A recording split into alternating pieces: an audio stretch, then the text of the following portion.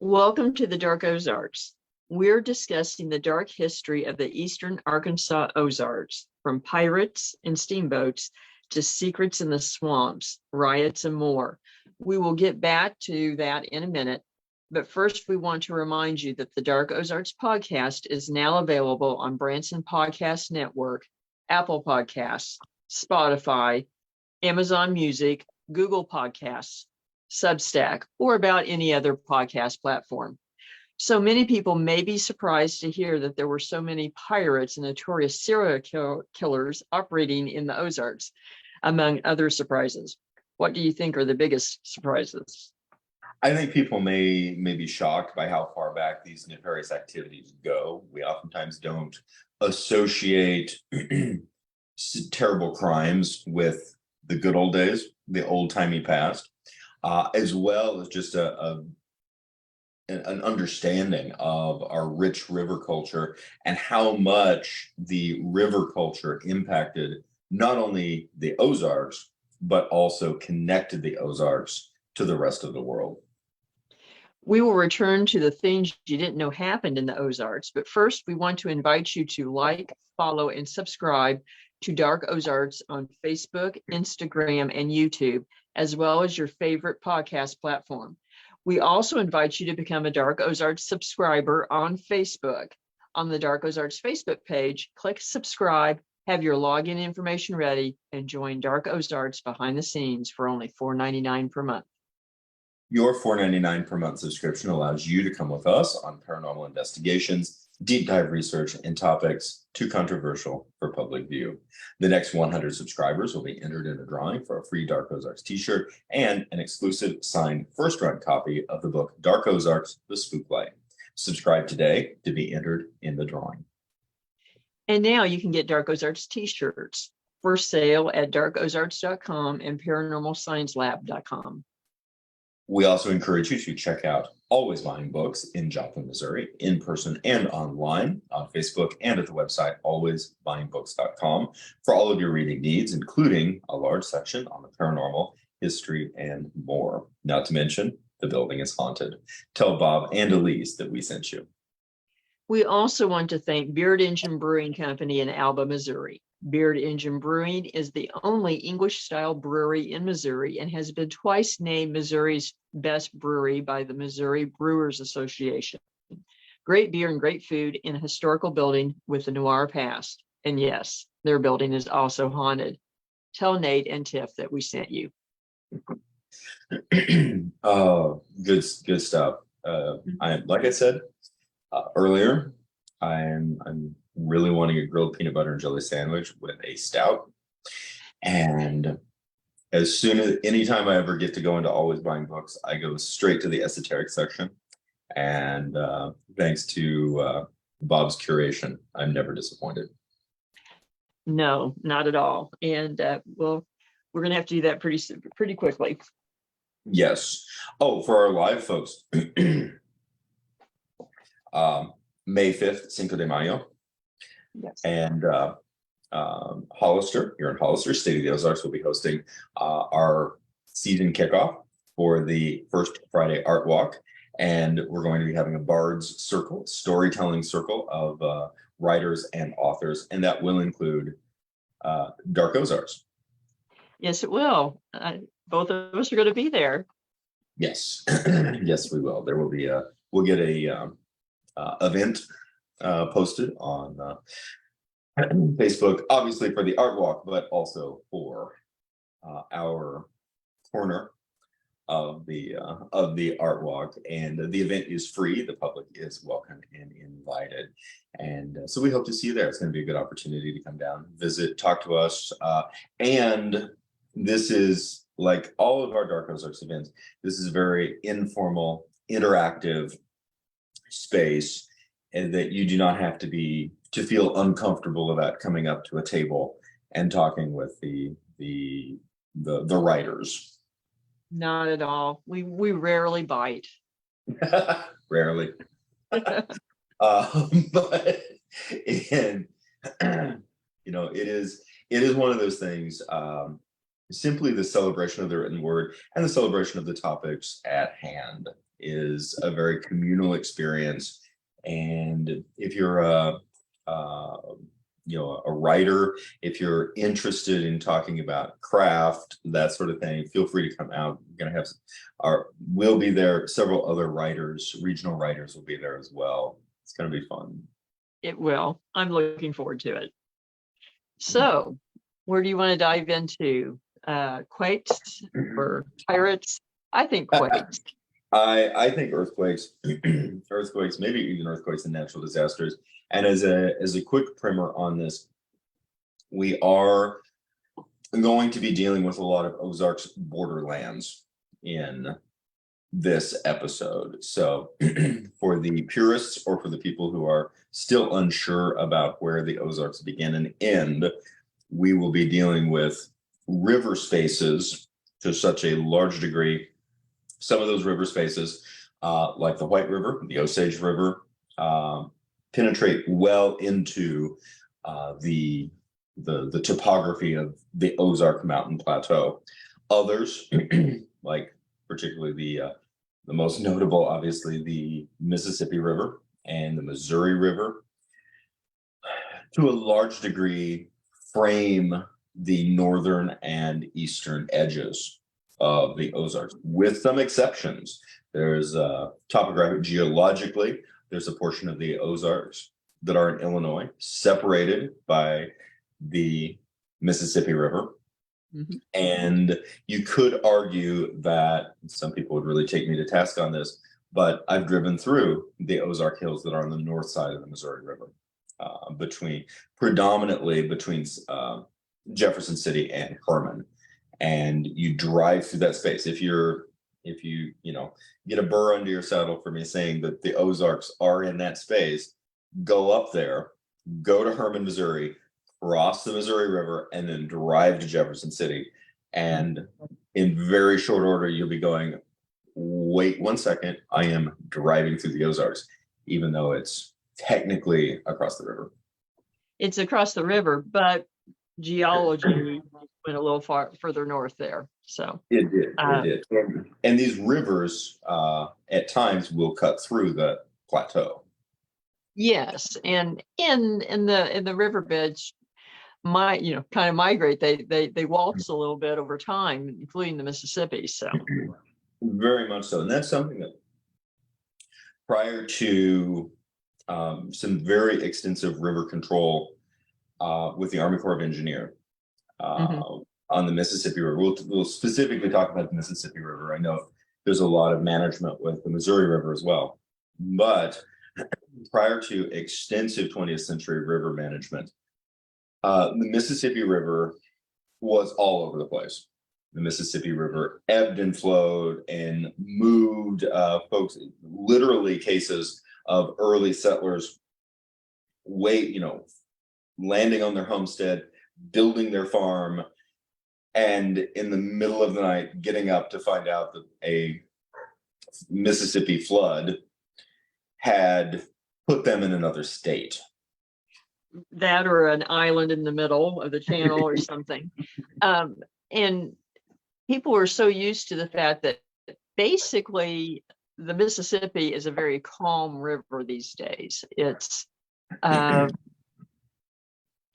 it flows slowly. It's not as deep as it used to be. It's wider, and that is part of that river management to slow the river down. A good example of this, and we've covered this in articles on our various platforms before. For people who are having a hard time conceiving of this, in the early days of St. Louis, they would have festivals on the ice in the winter, to the point they'd have 10,000-15,000 people on the ice in the river, and have restaurants and dance halls and almost a town itself, until the ice started moving.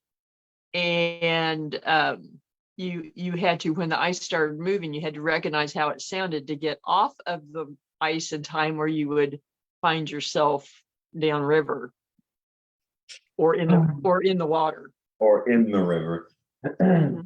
Definitely in the days before safety protocols.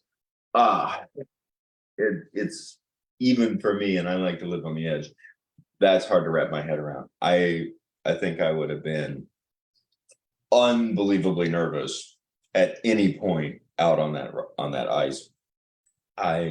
For me, these great American waterways, regardless of location, these great American waterways are unbelievably special. They hold a magic of their own. They, from a cultural standpoint, as well as obviously a natural resource standpoint, have dramatically impacted the interior of America and dramatically impacted the Ozarks in uncountable ways, predominantly for us in terms of bringing settlement and bringing various things. As we was going over notes today, there was something that I thought of way over in the south central Missouri Ozarks at Turner Spring. There's the remnants of Turner Mill, and and all that's left is the wheel, the mill wheel.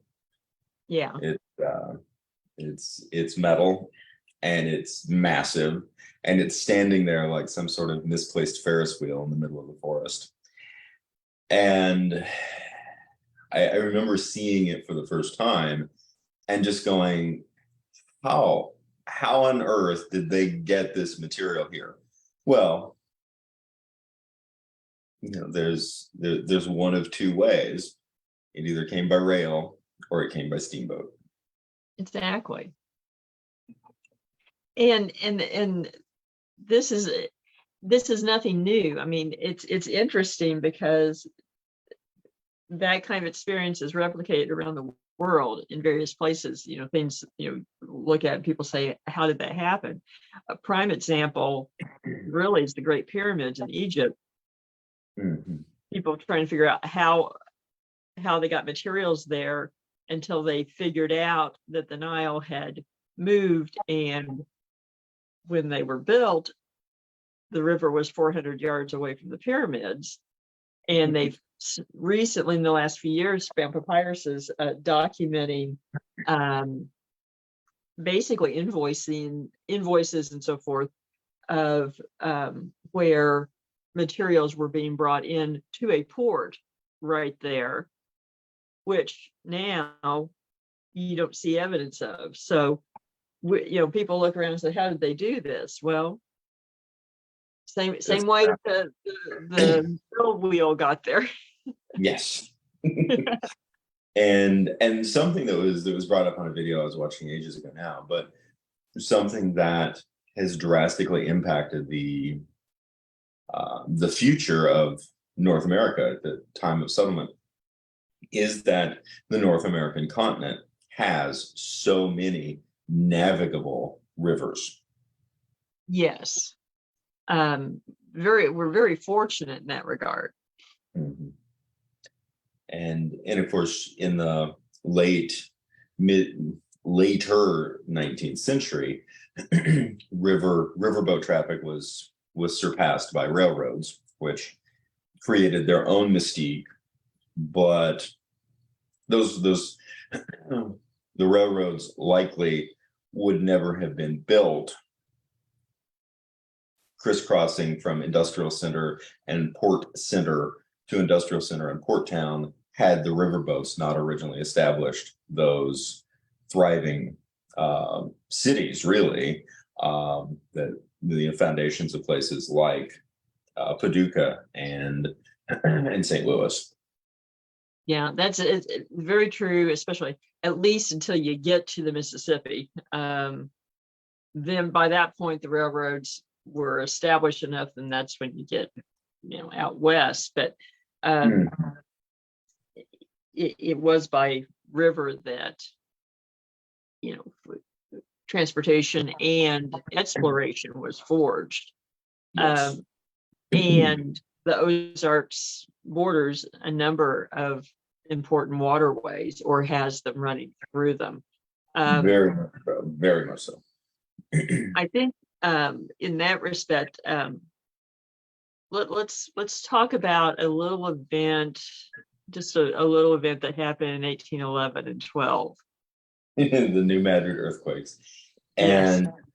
And this is, of course, happening at such an early juncture point for the nation, Mm-hmm.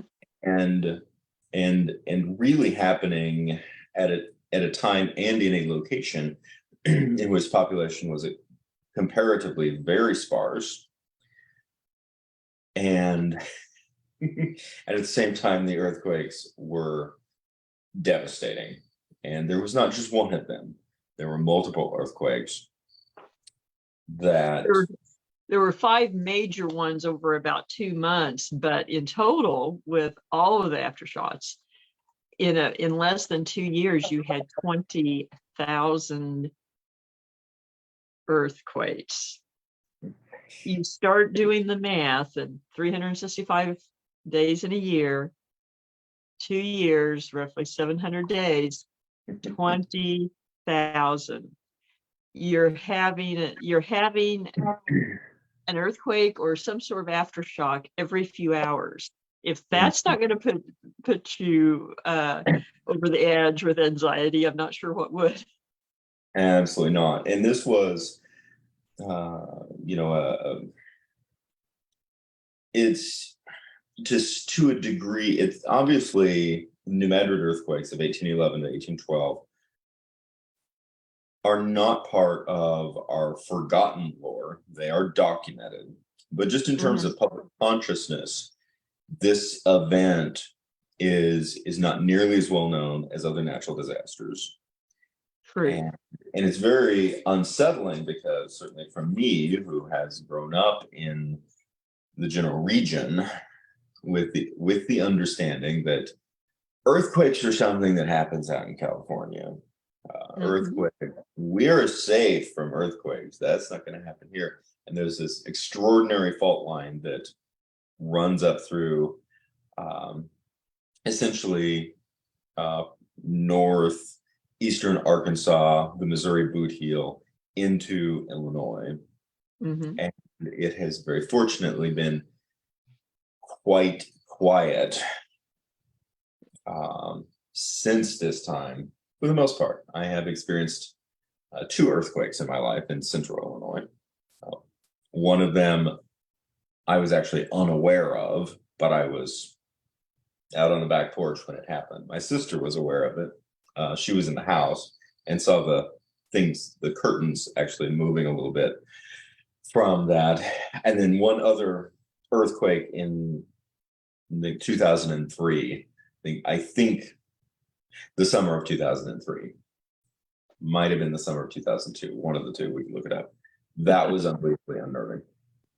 So I've been in a region that one does not associate with earthquakes, but seismologists estimate that the major series of earthquakes that began in 1811 was an 8.0 on the Richter scale. And there was documentation of having felt the New Madrid earthquakes from the East Coast. There was church bells that rang in Philadelphia from the tremor. And they say that they felt tremors in Washington, D.C. even. All the way to the Rocky Mountains, to southern Canada, to northern Mexico. And so this is an event, this is a natural disaster, cataclysmic event that literally shook 2/3 of the continent. Yes. And there were very few people around. Now, even St. Louis, which was the largest city in the region, had about 5,000 people at the time. So, a small town, small city in today's standards. And very few people right in the earthquake zone, but you had New Madrid and a few settlements. And I think it's really interesting, the firsthand descriptions. You grow up hearing about the earthquake and you think, and even hearing that it was such a strong earthquake, but you start reading what people actually saw, and it really it puts it in a different light. It's something out of a sci-fi movie almost.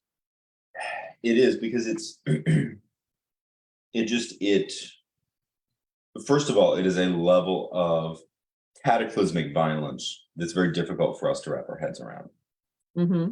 Even more so, I think, for the individuals who lived through it, because it destroyed everything.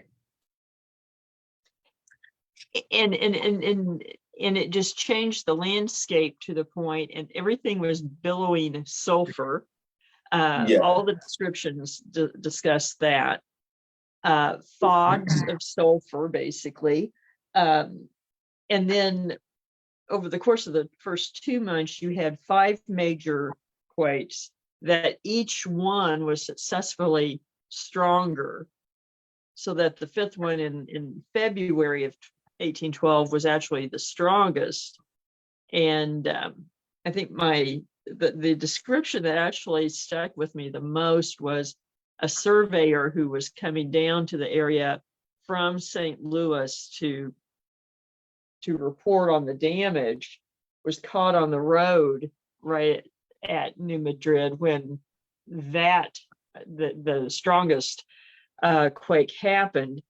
And the part of his description that stuck with me was that a black liquid rushed through down the road and to the depth of his horse's belly. Yes, I mean, this is apocalyptic. This is an apocalyptic experience. Yes. There, the shifting in the geography around the New Madrid area was so much so that the majority of deaths that took place were from drowning. Yes. These homesteads, portions of towns, in some cases entire towns, were rapidly flooded by a Mississippi River that was being reoriented. And to wrap your head around that, the largest river in the nation is being moved out of its riverbed into a new riverbed overnight. Instantaneously. And at one point, it created waterfalls on the Mississippi that was destroyed a number of boats. Yeah, I think a couple dozen, if I remember right. 28 at the New Madrid Falls, which prior to the earthquake, there was no New Madrid Falls. Yeah. You go from, and these were the fact that there were docks. The town had docks. There were 19 boats tied to the docks that were ripped away from their moorings. There was, of course, dead livestock everywhere. There was dead wildlife everywhere. There was the wreckage of settlement and town everywhere, and there was the wreckage of the boats everywhere. Mm-hmm. And there were a lot of refugees. A lot of refugees. In fact, one town, I believe, was 30 miles away, Prairie. I went blank. It was so devastated they never could rebuild it, and the survivors walked to New Madrid, hoping to find help, to find the survivors there, basically in the woods and makeshift tents. Yes, and how personally disheartening this had to have been. I mean, you survive all of this, everything that you've built, and this isn't something that you just walked in and purchased.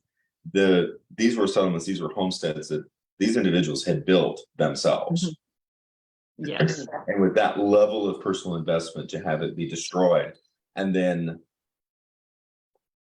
make essentially an emergency on foot or on horseback trek to try to escape the devastation, reach your place of quote unquote safety and find out that it's destroyed too. Yes. Well, I mean, it changed things so much that a lot of the people who were coming in settling were coming in either just on their own, and then they were just starting later on getting land grants from the government, and they had to change people's grants because for many of them the land no longer was there. It was underwater or whatever. And it was, go ahead. I was just saying, basically we talk about the fall of Rome. I mean, it was Rome did not disintegrate in the way that area disintegrated overnight. No, it did not. I mean, it just to and get a sense, the quakes affected more than 1 million square miles, and specifically more than 16 times the area that was affected by the San Francisco earthquake of 1906. That's a little bit of perspective. It is. And Crowley's Ridge wouldn't be named Crowley's Ridge if it weren't for the 1811 earthquake. That's true. It created it. And Benjamin Crowley was one of those that was coming out for a land grant and came out and found out that it no longer existed because of the earthquake. And so he ended up going south and building on the ridge and ultimately getting his land grant moved there. And I can just imagine coming into the area thinking I have my plot of land and finding all of this, and I'd find high ground too. Oh, 100%. And there is there's this space, which is really within that fascinating threshold of Ozarks to Delta, Ozarks to River Delta space. And I had the opportunity to be out there and spend some time within that space. It's uniquely evocative, but there's something very powerful. In some ways, I would say simultaneously very comforting and very unsettling at the same time. And for me, of course, the Delta land today is rich cropland. Yes. Not dissimilar to the cropland that I grew up around in central Illinois, corn and soybeans. And then you come out of the rocky limestone karst of the far eastern Ozarks, Missouri Ozarks in this case, and almost instantaneously descend into the Delta. One moment you're in the rocky limestone karst, it is hardwood forest, it is cedar glade, the roads are curvy and windy, and then you begin a very sudden descent. And at the bottom of the hill, it opens into flat as a pancake delta all the way to the Mississippi River. And suddenly all of the roads run east and west, north and south. Yes. It is Flatlanders. Completely in the middle of flatland. And then just several miles into that, there is the ridge. And I had the opportunity to spend some time and actually hike on the far northern point of Crowley's Ridge. And it's massive. I mean, it dominates the horizon. But especially when you're in the far northern tip of it, you see all of it in it, rising up out of the ground. And as you're driving up northeast toward Cape Girardeau, you will encounter small versions of Crowley's Ridge, not a ridge per se, but a hill of a similar height. Mm-hmm. Sitting there, and you're looking at it. And this was the unsettling moment for me. I'm sitting there looking at it, and I'm going, it's like, even though I'm in my truck and I'm on solid ground and I'm on a blacktop road and I'm surrounded by, early spring cornfields, I feel like I'm in the ocean. And here are these strange floating islands almost above me. Like, oh, welcome to Pandora. And it's very disorienting in that sense, in sort of a strange metaphysical sense. It's very awe-inspiring. And then your mind contextualizes what you're in, and you're going, there was a point I would be 20 or 30 feet below the surface of the river. Mm-hmm. And these are islands. They don't look like islands. These are islands. These are islands from a space in which there is no longer water. Mm-hmm. Because it's moved to the east. Yes, and gone down. And it is a glimpse into a primeval version of North America that, of course, is now surrounded by modernity, but it's a very unique experience as your mind begins to wrap itself around the space and what the space meant, and of course a reference to a much earlier epoch when we would have been experiencing even more cataclysmic events than the 1911 New Madrid earthquakes, but it also begins to wrap to the context around what these 1811 settlers and pioneers were facing.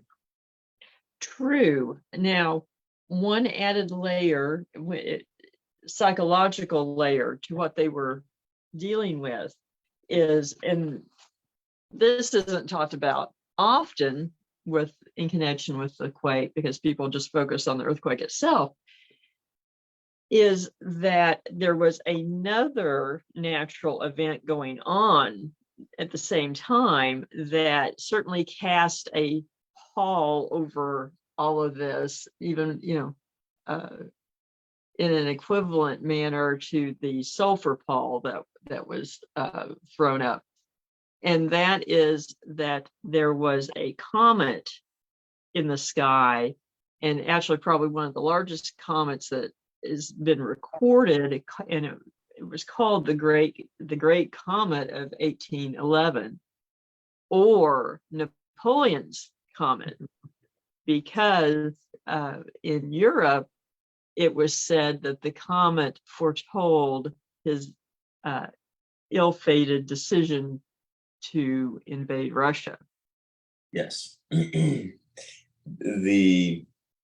fact that it was, the head of the comet, or the cloud of the comet was purportedly 1 million miles long, 50% larger than the sun, in a sky devoid of quote unquote light pollution. It had to have been extraordinary. It had to be a phenomenal sight.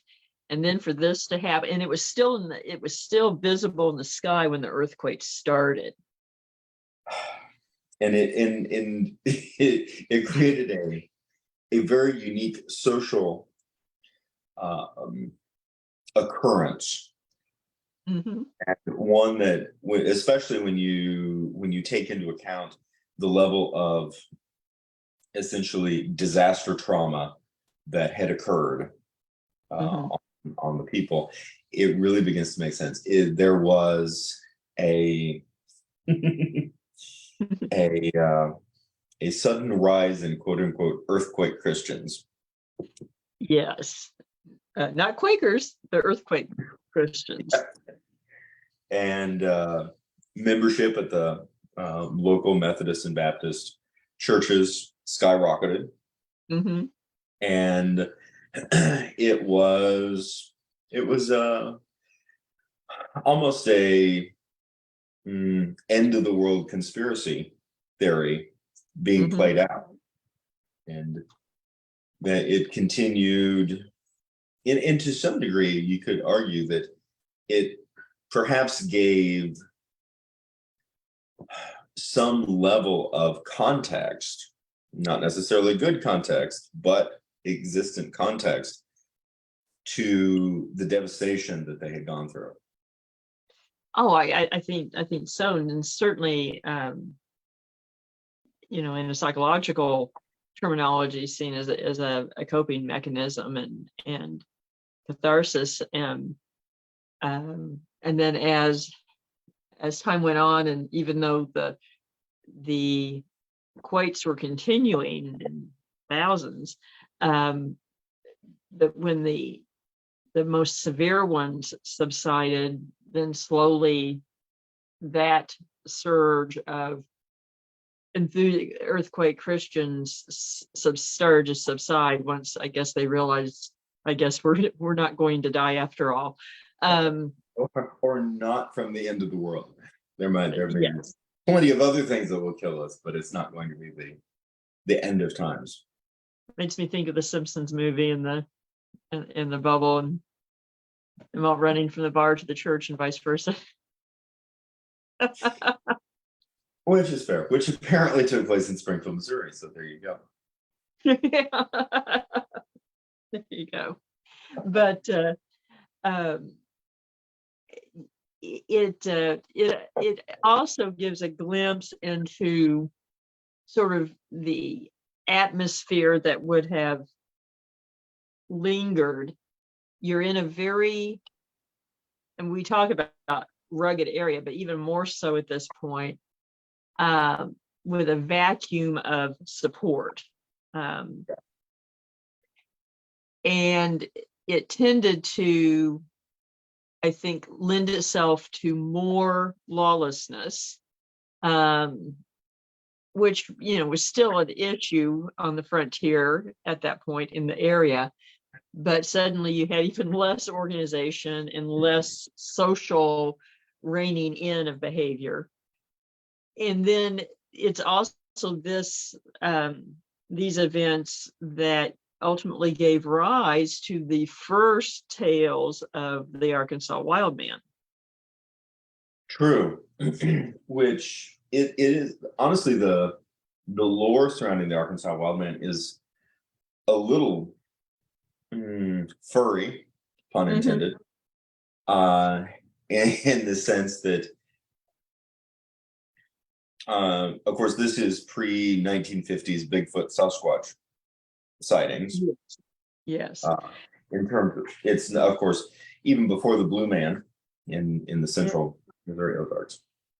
Right. The Blue Man was first talked about and cited in the mid 1860s, and you started having sightings after the earthquakes, and it started being reported in newspapers by the late 1820s. Some people will say, oh, they're just making it up, sensationalism with that 19th century journalism, etc. I've heard some people say, well, it was reported in this paper or that paper, not even in the region, you can't believe that.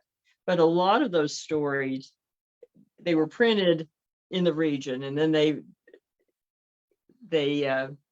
were printed across the nation. You find the same story often in that time period being repeated, and you can see how far it went, because it starts out in the locality and 2 days later it's in a paper 300 miles away, and it keeps going.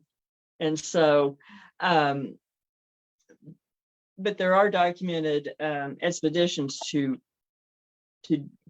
look for what's going on down there, as well as reports of ranchers and farmers encountering wild men who, in the early years, they attributed to being feral people.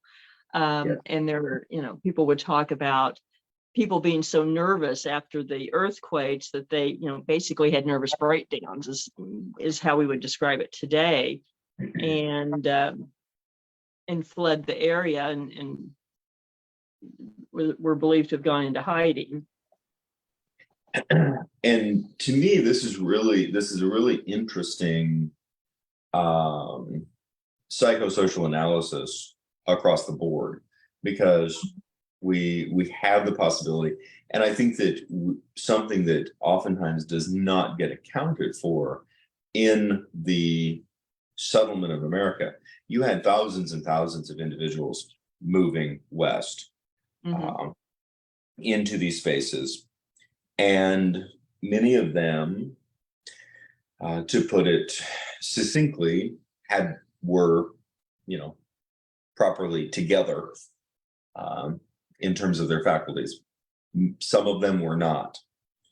No, and we're going to talk about a couple of those later.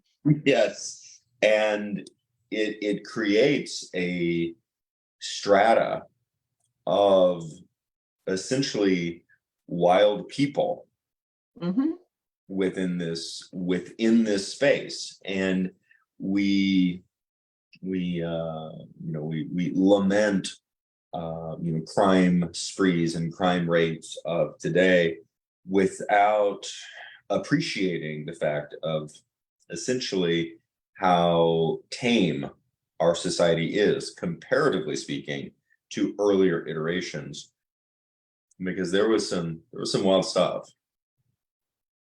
Definitely, and that shock people when they find out, and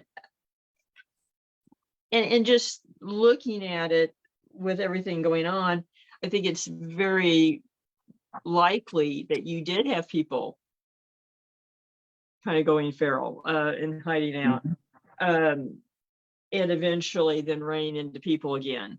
No, you think of it no different than soldiers in World War II, who were on islands that, stayed out there another 20, 30 years thinking the war was still going on. It's a very similar sort of psychology, I think, in a way.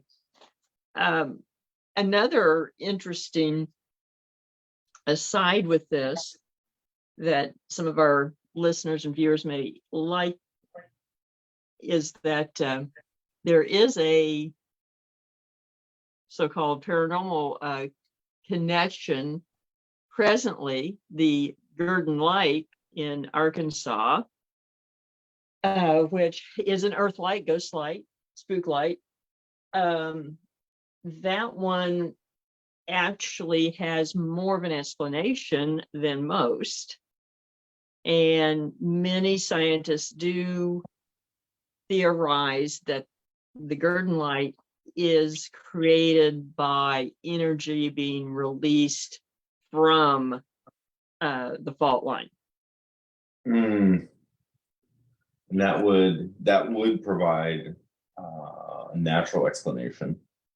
Yes, basically that as tension builds and then releases, even if it's not a felt quake, that it creates enough energy that it's luminescent.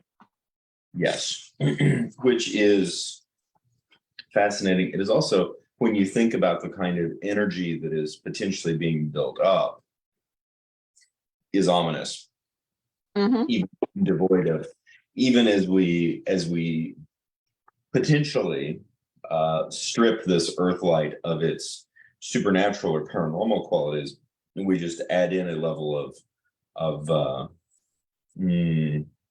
forewarning in terms of this. And something that struck my attention, just a couple of things that struck my attention in regard to this stuff.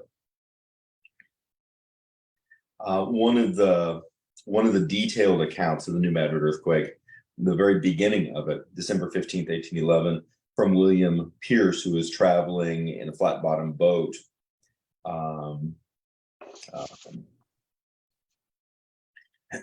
just south of New Madrid. And of course, he's mentioning it's December. He's mentioning that the evening was unpleasant. It was dark and cloudy, and the weather unusually thick and hazy. Mm-hmm. Association of haze, and we don't think of earthquakes affecting the low atmosphere. Not so much, but a lot of these accounts talk about expulsion of thick liquids and so forth into the air. Almost descriptions that you would associate more with a volcano. It is, and then of course the belching out of sulfur. Yes, which had to have given the earthquake doomsayers a lot to work with for obvious reasons. I'm sure it helped fill the pews. And there is, of course, a geological explanations of this, but I can't help but turn my memory back to the Mineral Springs Hotel in Alton, Illinois, which is upriver. Yes. And the fact that the hotel was built on the top of a sulfur spring. Yeah, that was a little disconcerting. Yeah, you were too crazy about that, as I recall. To me, and it is interesting. I mean, just the psychological and social analyses that you deal with when you go on an investigation. And we're in the admittedly creepy bowels of the now empty hotel, standing next to the sulfur pit, which is full of garbage that's slowly sinking, along with being given the warning that you have the reign of the hotel for the investigation, but whatever you do not walk out on that. Yeah, don't get too close over there because we don't know when it's going to slide in. Yes. Duly noted. And there's understandable, just very common sense reasons to have an aspect of foreboding, but let's face it, you're standing there, and some of us, that would be me, am going, oh, this is great. Hotel's really convenient to the mouth of hell.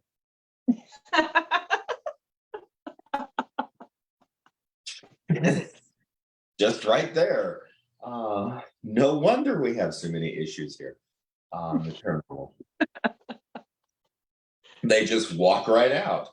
And Are you saying I seemed more comfortable at the mouth of hell than you did? That's what I'm worried that you're saying. or considering the fact that I want to go back, not sure what that says about me. Yeah, well, I want to go back too. So I do. It's a great location. Highly recommend it.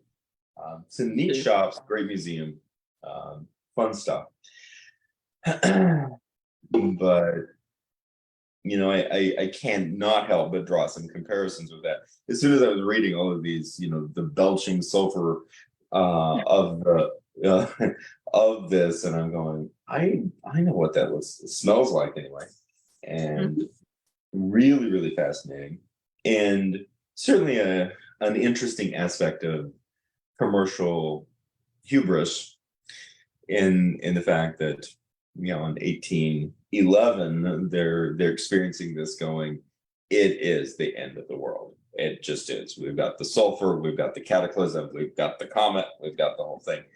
100 years later, river running backwards. Yeah, everything that we read about in Revelation, it's happening. And a century later, digging into an ominous sulfur spring and going, end of the world? No, not exactly. Let's build a hotel over it and sell tickets.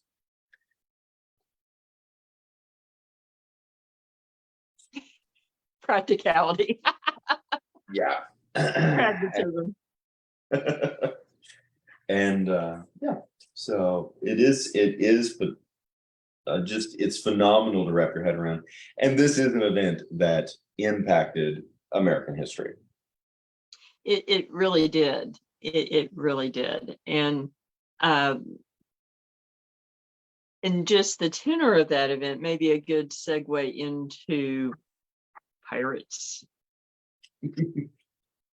I've had a thing for river pirates from the beginning. I think it all started with the Disney movie Davy Crockett and the River Pirates. Is that what it's called? It has Mike Fink as the keelboat. Yes, but isn't that movie actually partly inspired by John Murrell? I believe so. And I loved it because of the keelboats. Yeah. A deep appreciation for keelboats, and was saddened. I was quite saddened the last time that I went back to Magic Kingdom as an adult and found out that they had removed the keelboat ride. Probably out of safety issues. Yeah, I think one of them tipped over. That can do it. Either tipped over or swamped, one of the two, in the middle of Rivers of America in, I think, 1997. But it was one of my favorites. And the thing that I loved about it was the fact that it was not on a track. They were actual keelboats that went out into the real waters. So but we don't think of pirates and the middle of America, and certainly the edges of the Ozarks as going together, but they did. They did, and it goes back a long ways. We have to go back to before it was the United States, and really, I guess we really have to start with Samuel Mason, who, in the annals of American pirates, is actually pretty notorious, and plied his trade up and down the Mississippi, the Ohio River, and ultimately used Cave in the Rock as a hideout.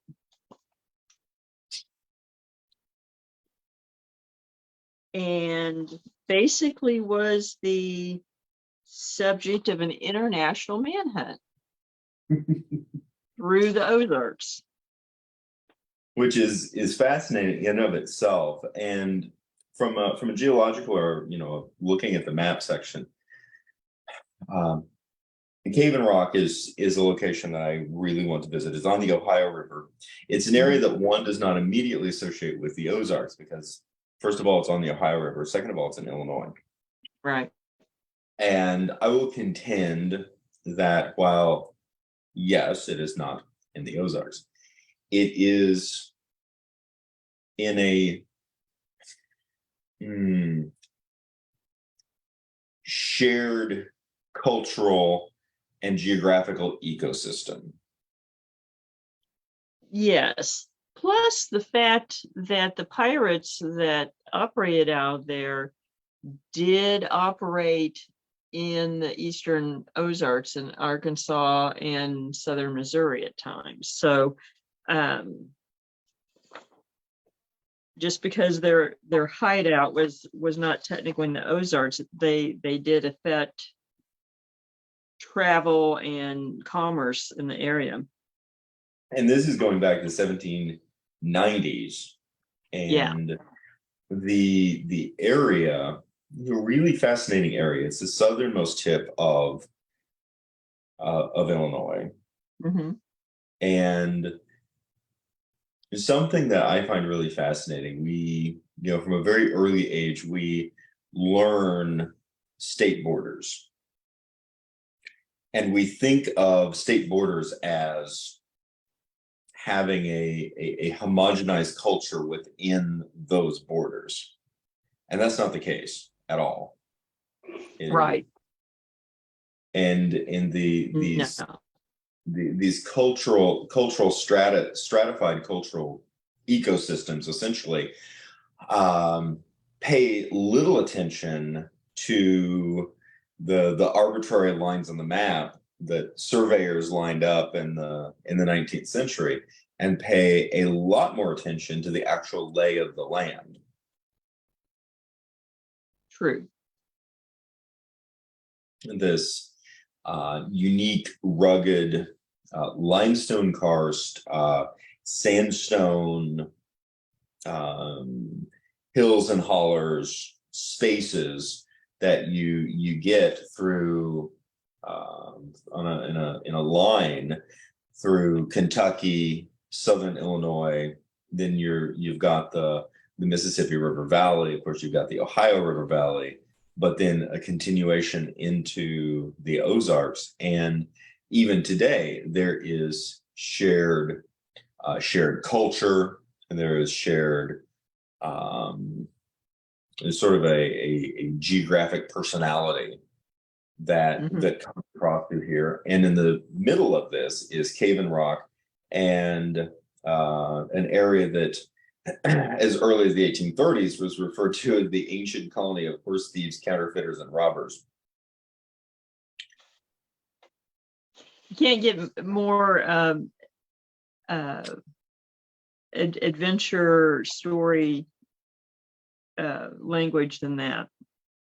You cannot. So let's dig just briefly into Samuel Mason. I mean, we're talking about a river pirate and a highwayman, and that's those are a series of words that are very romantic in hindsight, less romantic if he's the one perpetrating the crime on you. Yeah, less romantic if you're at the other end of his gun or knife. You know, a very rough gang that create a lot of fear in merchants and travelers. They killed a number of people in the course of their operation, and then but had been largely successful. Most of his crimes were on the American side of the river. But he would raid on the western side, which at that point was Spanish land. And he might have got sort of the adage gotten away with it, or at least lived a lot longer, except for the fact that he took in the Hart brothers. Yes. And a lot of people probably are not familiar with the Hart brothers, but they are probably the first known serial killing duo in America, ranging from North Carolina to the Ozarks. This is very true, and they were of immediate Scottish descent. Yeah, originally their name was Harper, and they immigrated as children with their parents shortly before the American Revolution, and changed their name to Harp to try to fit in with their English neighbors and not be recognized as Scottish. They were actually cousins, even though they identified as brother. Their original first names were Joshua and William, and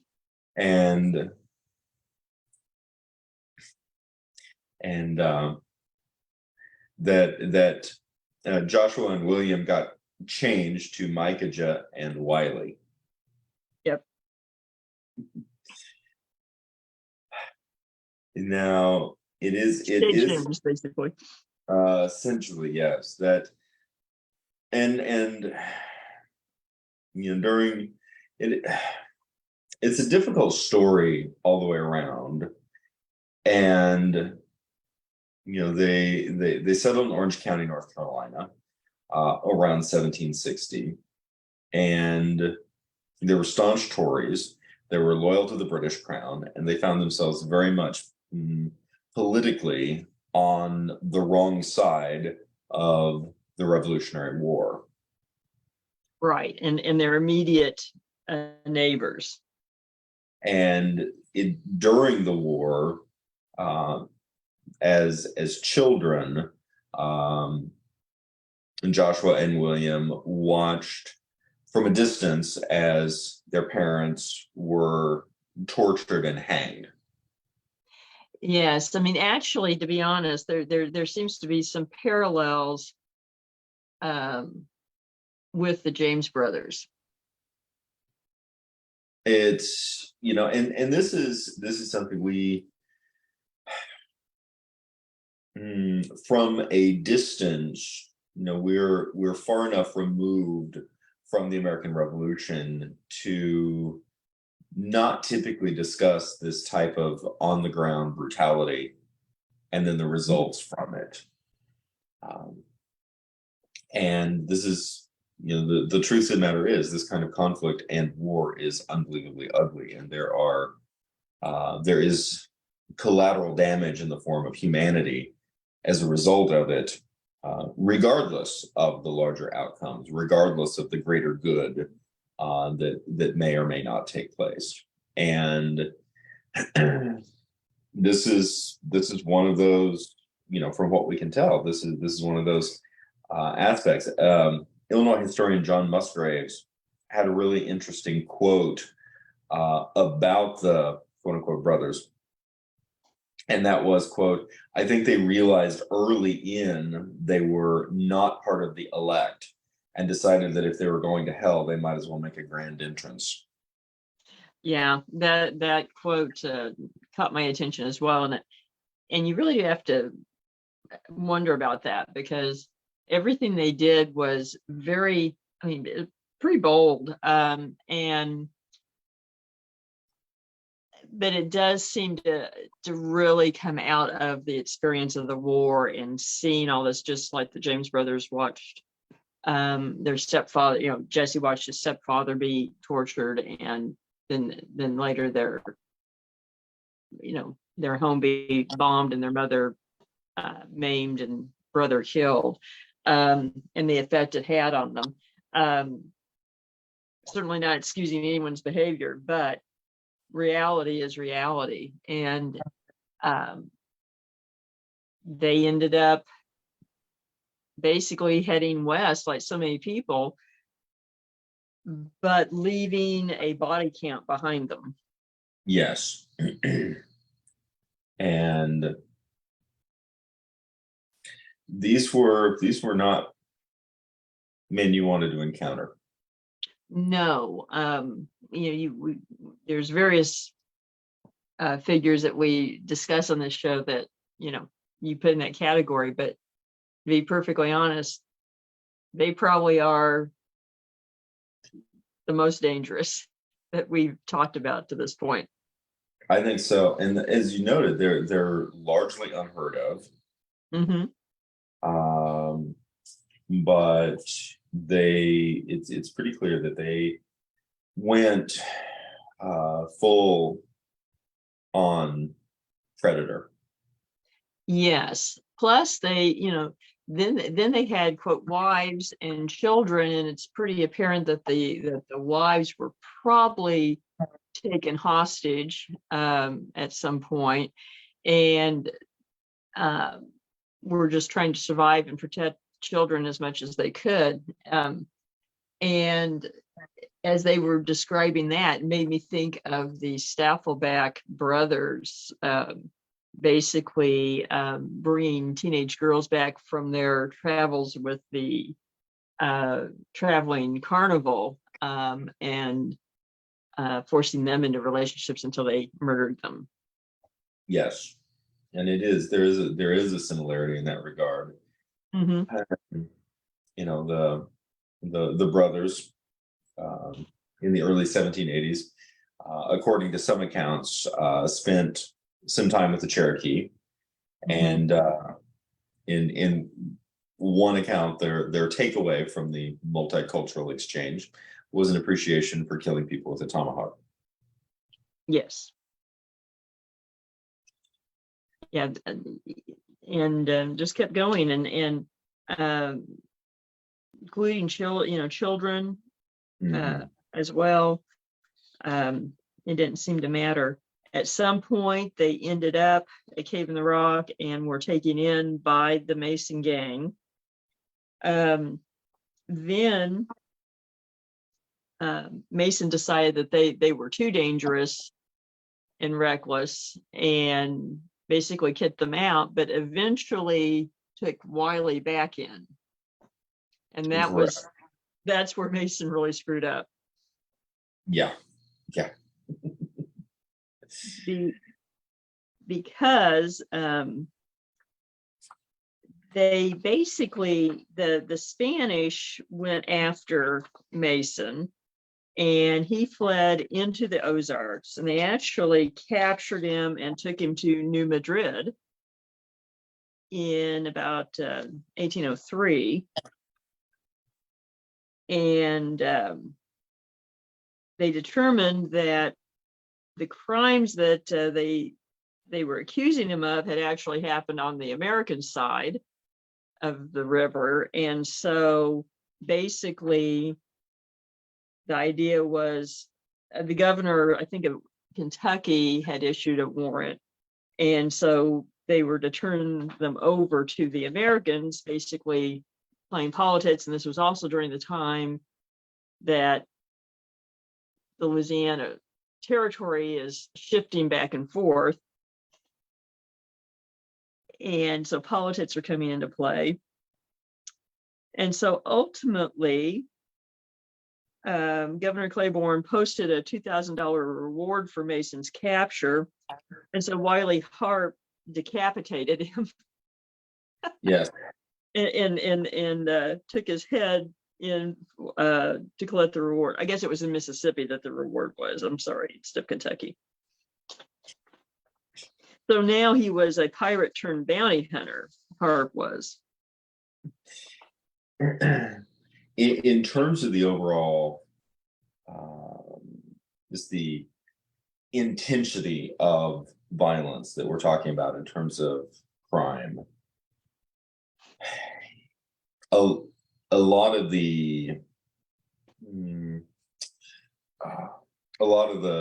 criminals, the outlaws of the Ozarks and the Old West that we're looking at about 50 to 80 years later look downright saintly compared to these two. Yes. Now, I guess the flip side is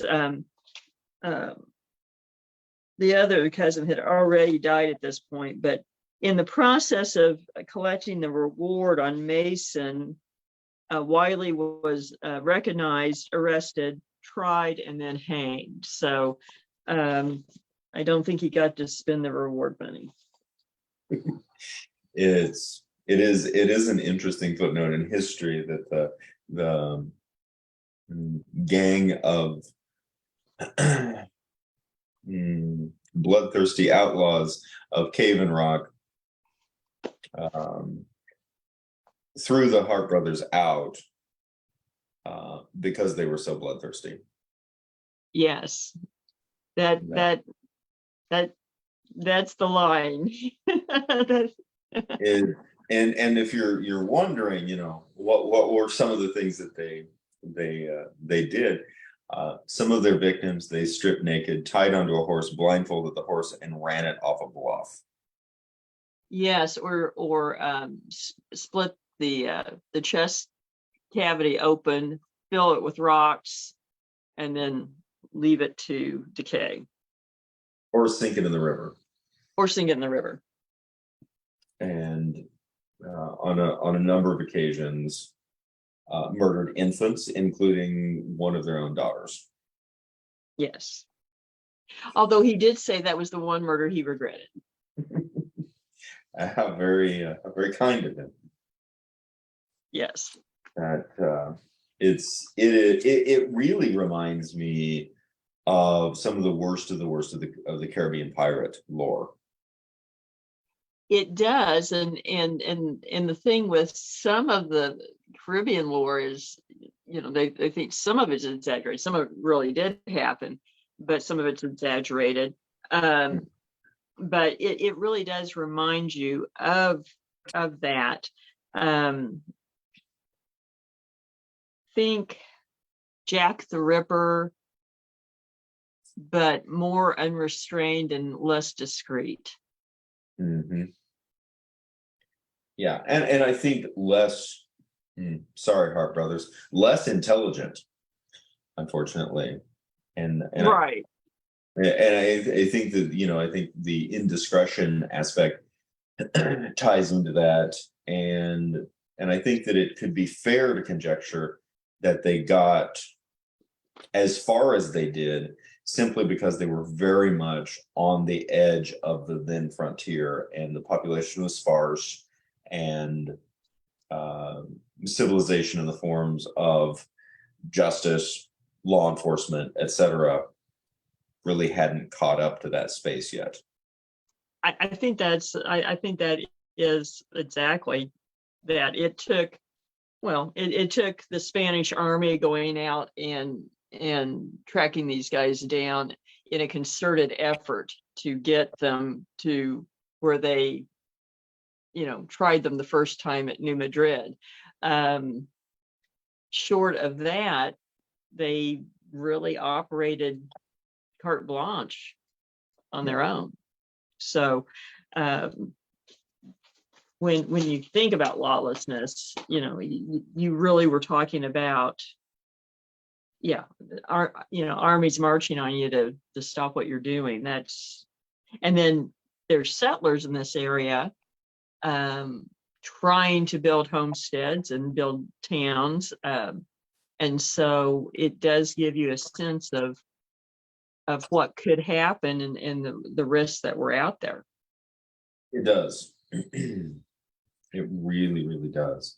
And, the jumping,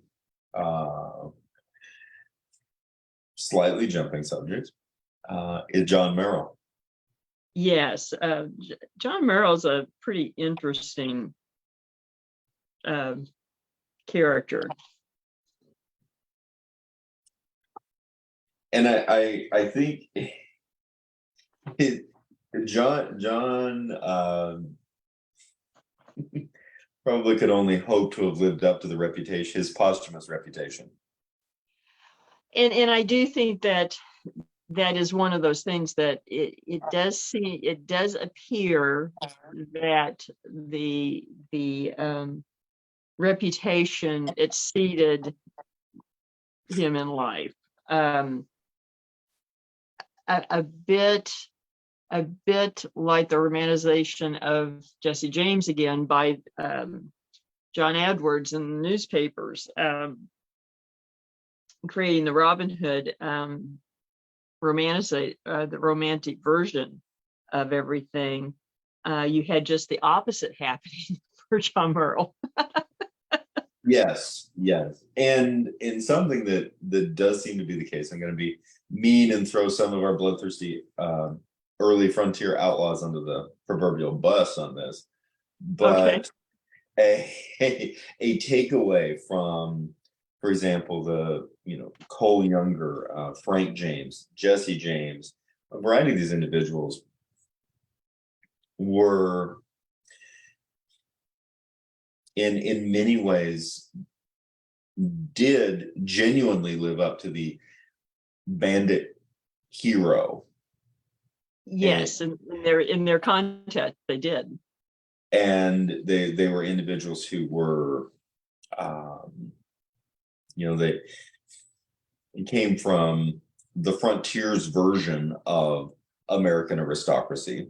They were, and we'll put Belstar in there as well. Very well educated, very well spoken, very highly intelligent individuals, and who really found themselves in these unique spaces. In the case of John Merrill, that does not seem to be the case. No, he comes across, when you start digging a little deeper than the legend, as kind of a petty thief. and not a particularly successful one. But No. and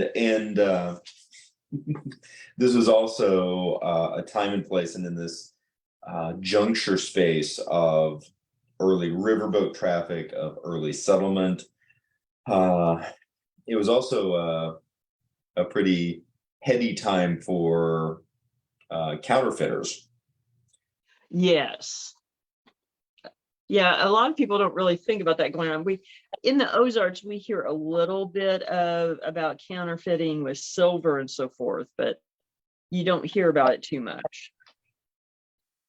And it just being a part of the sense that, of course, counterfeiting was easier than it is today, but also the fact that on this early American frontier, in which the Mississippi River was largely the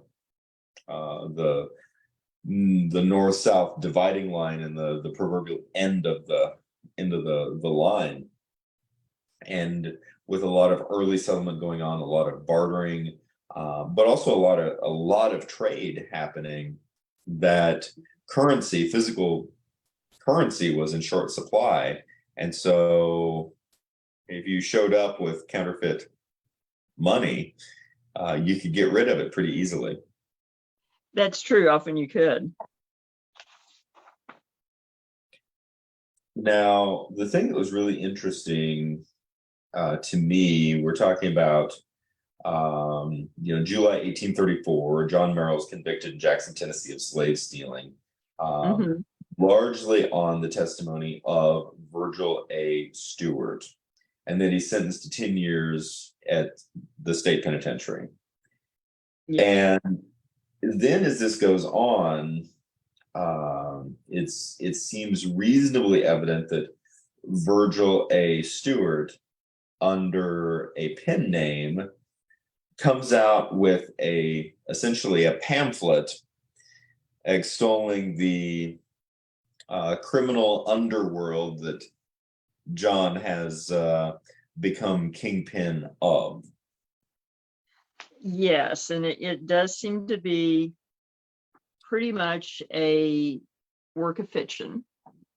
That and this, to me, this is just a fascinating story, because and it's, I suppose it's not completely conclusive that Stewart did author this pamphlet, but it is very reasonable to say that in all likelihood he did. Yeah, and most historians writing on the subject tend to believe he did. And the accusations within this pamphlet that was became quite popular reading in Mississippi, Tennessee, Arkansas in the 1830s make some pretty dramatic claims, including the position that John Merrill is the great Western land pirate. Yes, it's almost a conflagration of Mason, really, into and sort of taking aspects of his life in operation and attributing it to Merrill, and it in essence is sort of forerunner to the dime novels of the Old West period. It is, and then when you realize essentially the panic that ensues from it, yes, it is a conspiracy theory. I mean, it instigates real life happenings based upon essentially a fragmented conspiracy. Yeah, I mean, it really is an early version of that, now that you say that. And I also think it's eerily echoing some issues that are almost foreshadowing the secret society lore of the Civil War and the post-war South. We have the claims that Merrill is the head of the Mystic Clan of the Confederacy, which is a vast but underground organization. And that the Mystic Clan spelled with a C, by the way. We're not talking about the Ku Klux Klan. No. Quite opposite, actually, in some weird ways, that has hundreds of members located in every slave state and on every level of society. So it's advocating for this idea that there is a mysterious, unknown criminal organization, and it is everywhere and it is nowhere, and that the head, I mean, this is basically like, sorry, Jabba the Hutt and the the criminal underworld of Star Wars as the implication. And it created an enormous amount of paranoia at a time and a place where that became very dangerous, particularly in planter culture. And it became very dangerous to anyone that might become suspect. Yes, I mean, even the claims of what the quote the Mystic Clan was supposed to, be up to were pretty vague and amorphous. But basically a threat to the existing order, basically. It was. And the biggest amorphous threat was that on December 25th, on Christmas Day of 1835, the Mystic Clan of the Confederacy was going to incite a massive slave revolt. Yes. But this is going to happen, that while the slave revolt was going on, the Clan of the Confederacy was going to steal everybody's money. Right, that basically the revolt was the distraction. Yes. And this unfortunately happened in conjunction with, I think, some very well-meaning and zealous abolitionists publishing lots of anti-slavery pamphlets and circulating them throughout Western Mississippi at the same time. Yeah, just sort of a convergence of timing. And this is also only 4 years after the Nat Turner Rebellion. Right, and that still is fresh in people's minds. And it's something that I think is also important. I mean, in the 1830s, we're still looking at early frontier settlement and early frontier plantation. And so it was not uncommon for these plantations to have essentially been recently planted, oftentimes with absentee landlords. Yes. And then hundreds of African Americans placed on the land in forced labor, and very few of the ruling class to oversee them. True. Which is, you have this convergence, and Morrell, I don't think, was probably oblivious to all of this. Probably so. And that is the most comical and the worst part of this, is that John Merrill is, as you said, likely oblivious to this at various times, indigent, eking out a half-hearted survival in a falling apart log cabin, and very separate from this mythopoetic status that is building up around him.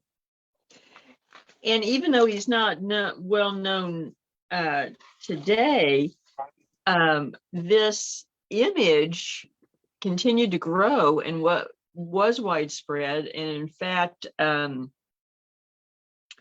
influenced people like Samuel Clemens, Mark Twain. Yes. In fact, Clemens basically said that in his received versions that Morel was much more of a danger and more of an outlaw than Jesse James ever thought to be. Yes. And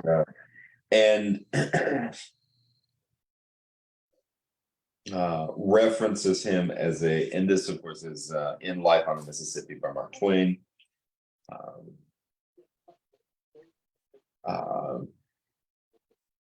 References him as a consummate villain,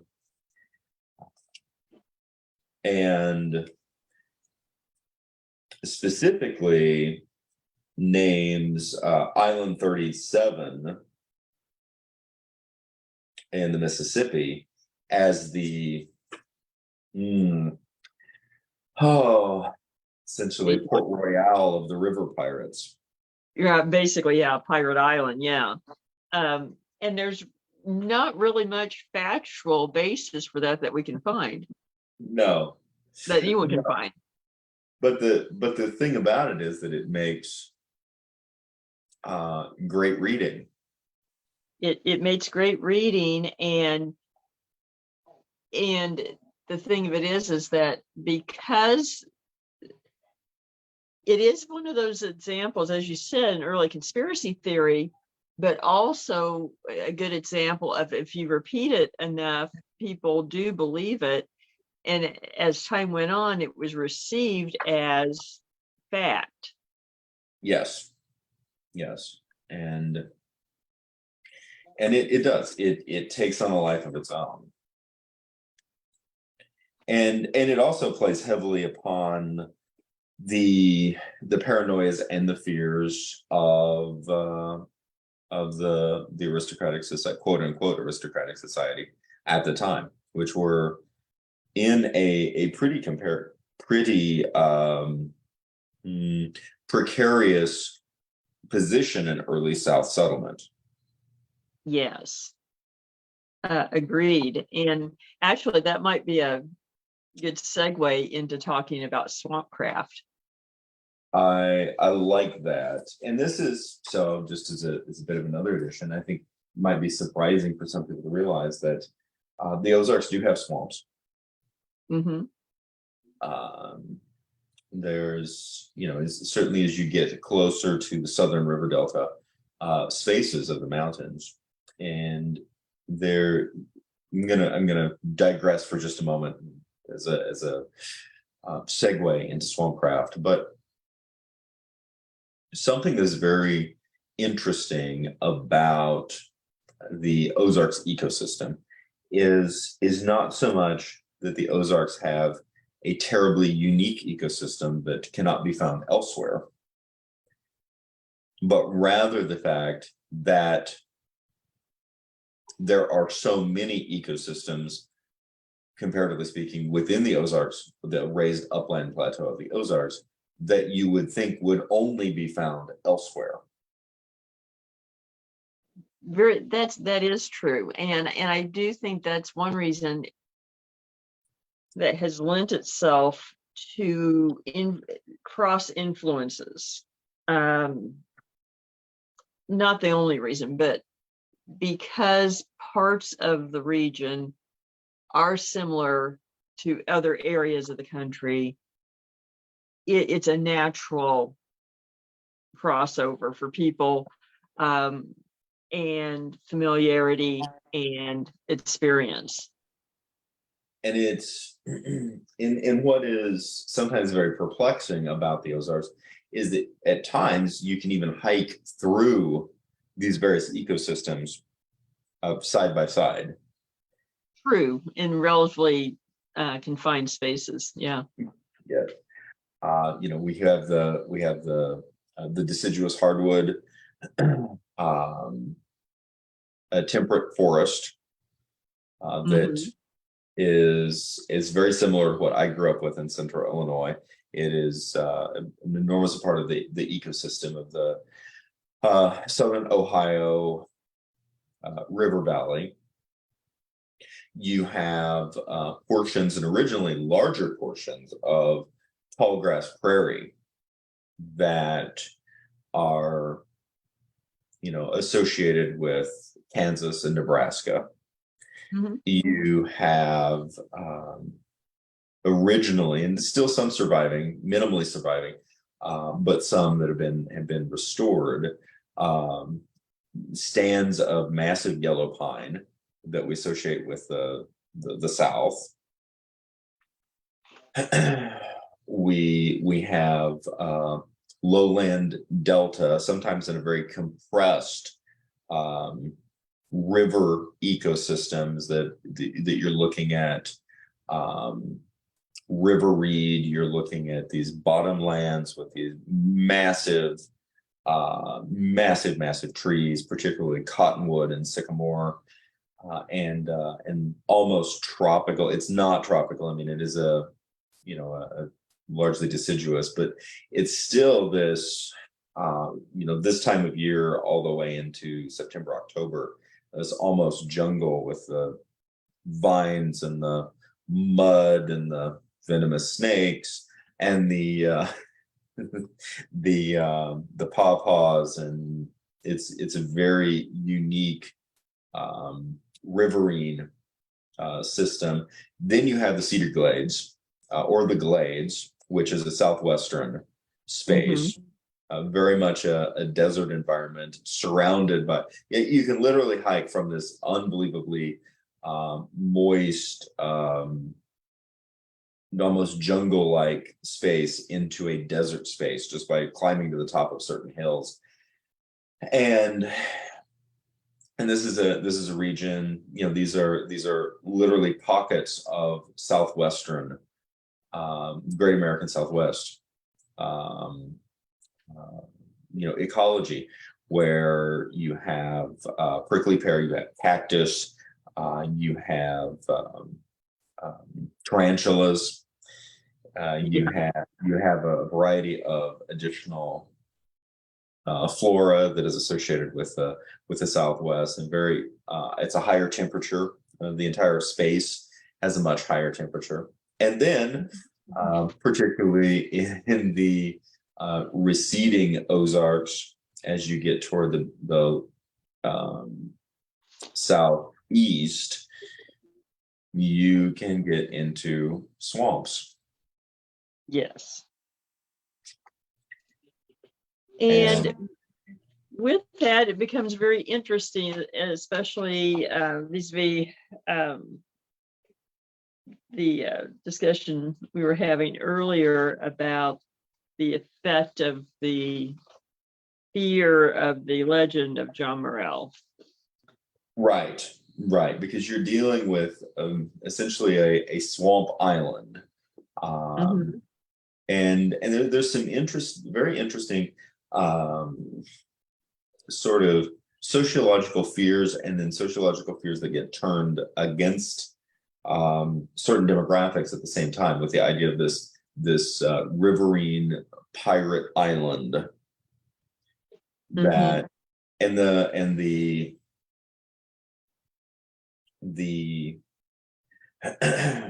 just is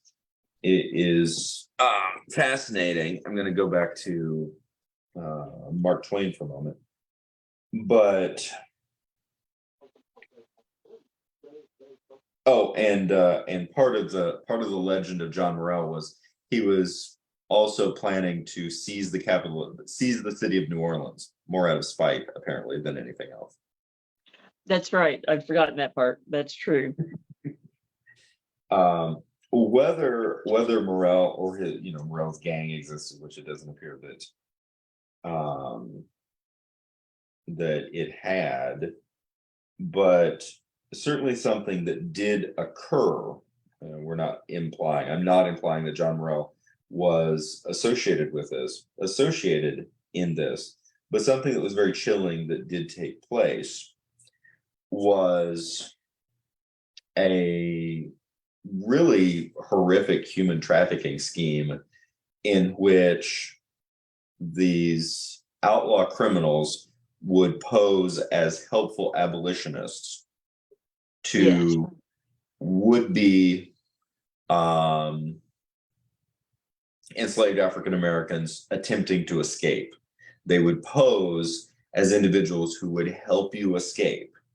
Mm-hmm.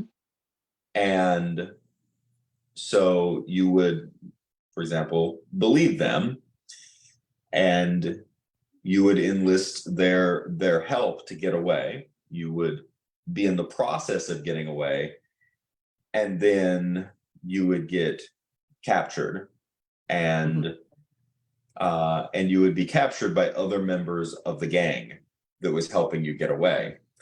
They would be encouraging runaways solely for the purpose of capturing them and returning them again for their bounty.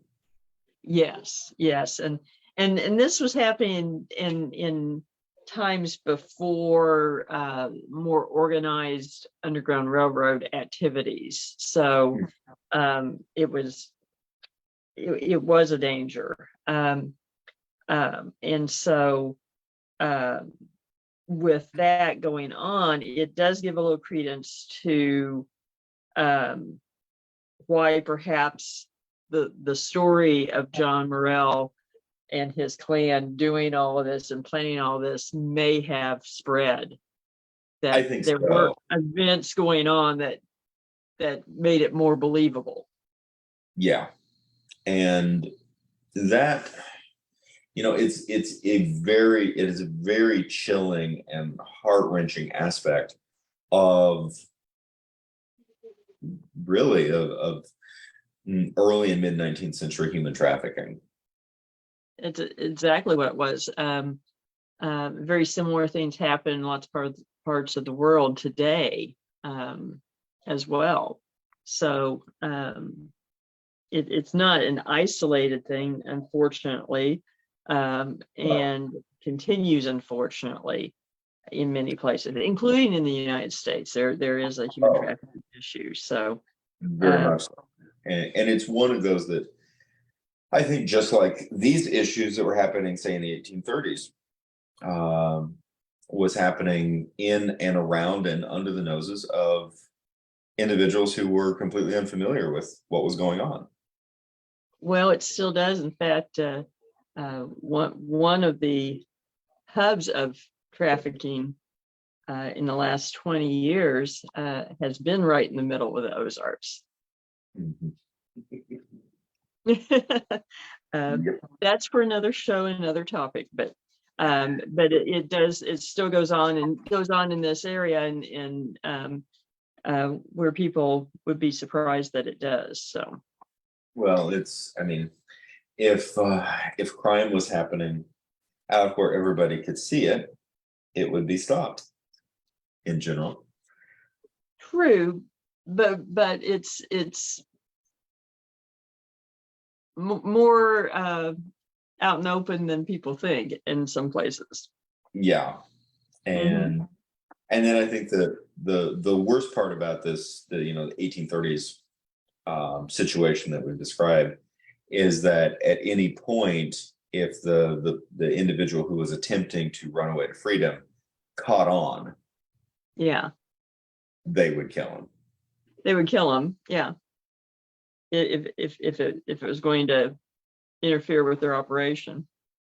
So definitely a dangerous situation, and those kind of dangers were not just the physical kind in that situation, which leads to our topic surrounding the swamps and some of the things that how the swamps figure as threshold spaces and and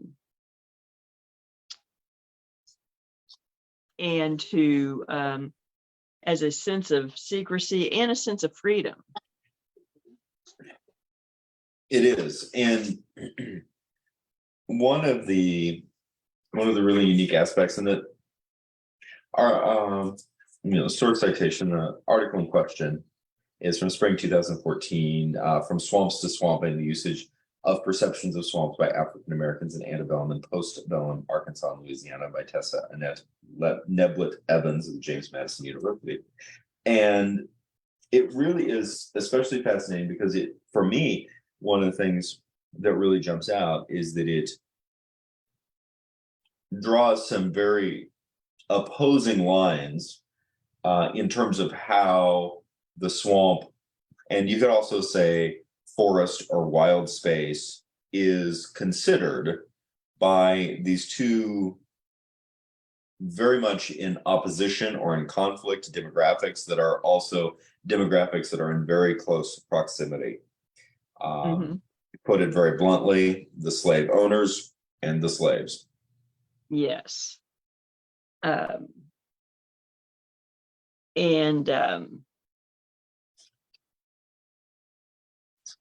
do you want to start with that? Well, in terms of the article itself, the line that really jumped out was that Europeans in the white community viewed the swamps as static, physical spaces on the plantation without value. And in some cases, even going so far as to regard them, perhaps appropriately so, with trepidation and with fear.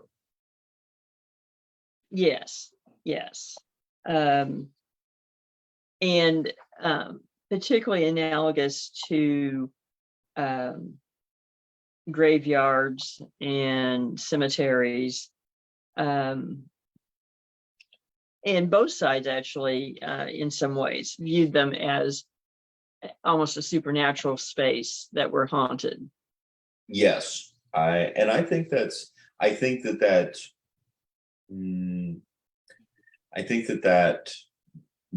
subconscious headspace exists to this day for many people, including myself.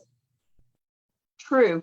And the obligatory Scooby-Doo reference, of course, the episode about the Ozark witch, which confuses a lot of people. The episode actually takes place in the swamp. Yes, and it would be very easy to say, "Oh, they got that wrong. There's no swamps in the Ozarks," but they actually are. And in this context, that episode actually makes a lot of sense. It does. Again, coming back to the article, African Americans viewed the swamps as fluid places filled with value. Religious practices were often performed near swamps, and even so-called aberrant religions practices like voodoo happened in swamps. Mm-hmm. And they often refer to finding religion in the swamp. And this is something that is not anticipated, in that usually you are given the impression that Christianity was pretty much forced upon the slave population in the Deep South. And we have images of, slaves singing spirituals and so forth, which did happen in places, but in the Arkansas, as well as Louisiana, often Christianity was discouraged from the slaves. And they did that thinking that they would control them better. And so actually the slaves were seeking not only alternate religions such as voodoo and practicing West African practices, but also finding Christianity in the swamps.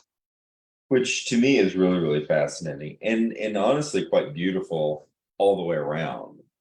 Yes. There's of course the notation that with West African religious beliefs, water and spirits are directly tied together. Yes. And so there was a continuation of associating swamps, which are filled with water. Mhm. And and I think that with that as unique spiritual places, you could the analog in that regard is seeing the swamp as a cathedral. How a Western European would potentially view a cathedral as a sacred space. Mhm. Well, and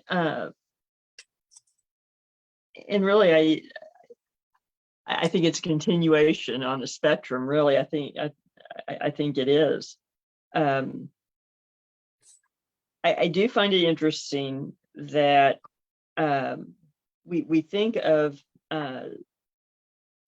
slave patrols in the South looking for runaway slaves, but they were also used to uh, search for slaves engaging in religious activities. Mm-hmm. And I think it's I think the unwritten aspect of this is the fear that religion would give them a sense of empowerment that would shift a balance of power in the area. Right. And and again, I mean, we'll reference back to the Merle pamphlet in the 1830s.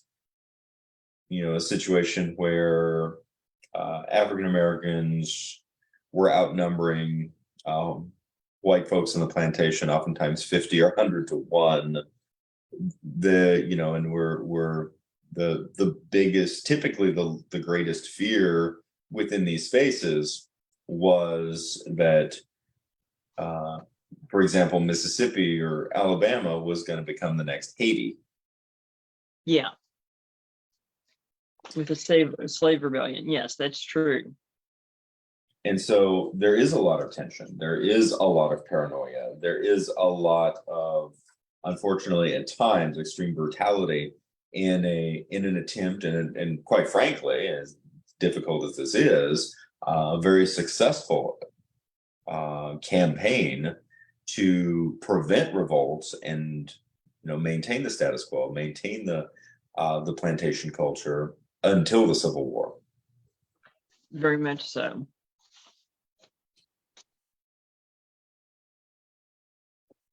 I also, cannot help but make some reference points to the fact that West African tradition regards dangerous reptiles as very positive spiritual forces.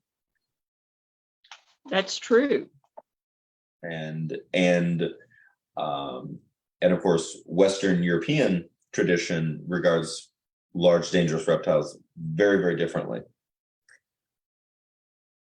That's true. So there is that dichotomy, and so practicing belief in the swamps or the forests allowed them to honor those traditions, whereas even if they were able to practice religion formally, it was at the terms of the white slave owners, and usually in church with them, with a white minister, so that again, a matter of control and dissemination of power and information.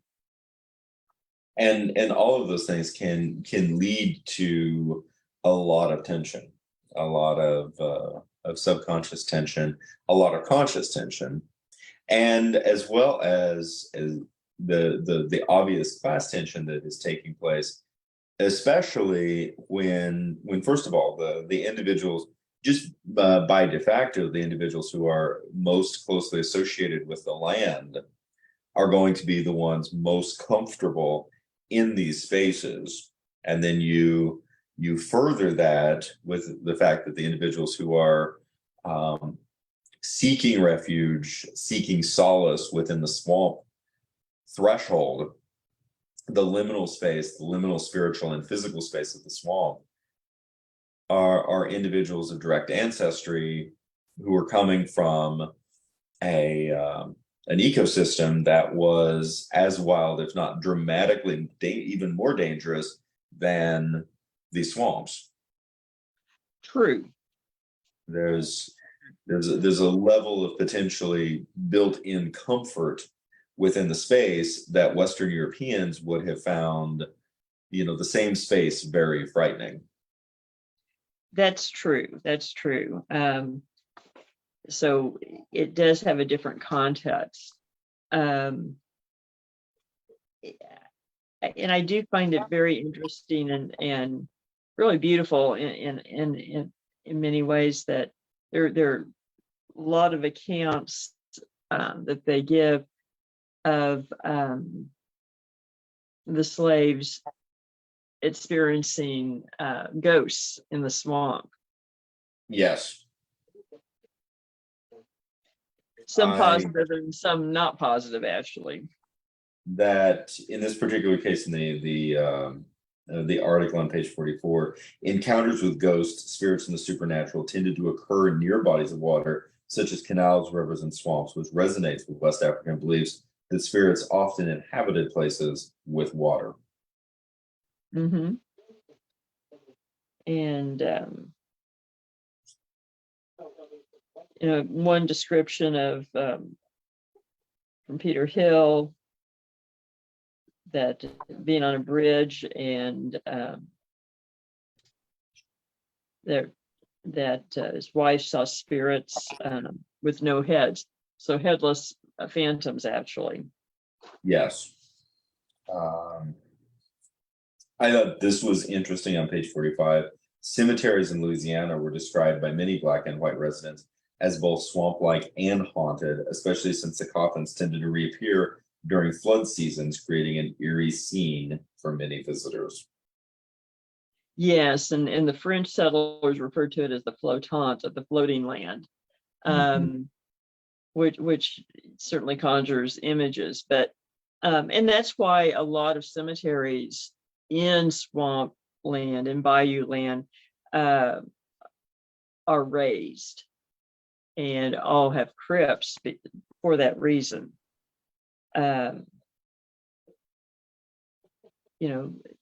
There's a description here that on rainy days that in the swamp that you would find half-open caskets floating in the mud, which I'm sure contributed to the sense of being haunted anyway. I would think so. And I find swamps to be very fascinating. I always have. I do too, and I love to go through the bayous. I do, and I was interested in this particularly, a reference to Marie Laveau, the quote unquote voodoo queen of New Orleans. Yes. Was said to hold voodoo celebrations and rituals in Bayou Saint Jean, a swamp that formed from the overflow of Lake Pontchartrain. And other perpetrators of voodoo utilized snakes, lizards, and other animals that inhabited the swamps in southern Louisiana to create voodoo charms, potions, and practice rituals. West African beliefs perpetuated the importance of snakes, as I noted earlier, and some West African religions worship snakes, and Laveau supposedly owned several pythons for rituals, which I had not heard. I hadn't heard that either. Very interesting. And in general, that often the slaves would practice voodoo and witchcraft near water, which again goes along with the beliefs, but also just practicality, because the masters tended to stay away from the area.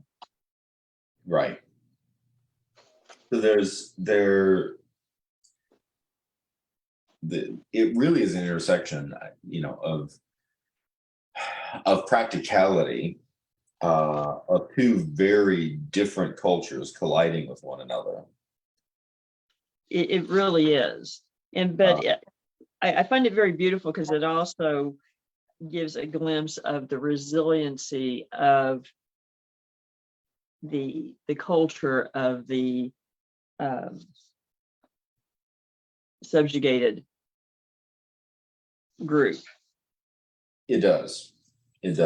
And there's clearly a reference, and I think aspects of, it was something I was talking about last night, aspects of ancestral memory.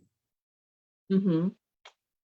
And wrapping our head around that. I think there's oftentimes a lot of extreme conclusions that we jump to in regards to ancestral memory. But the idea, I think from my perspective, the fact that just as genetically, from a provable scientific standpoint, genetically we carry with us the code of thousands of past generations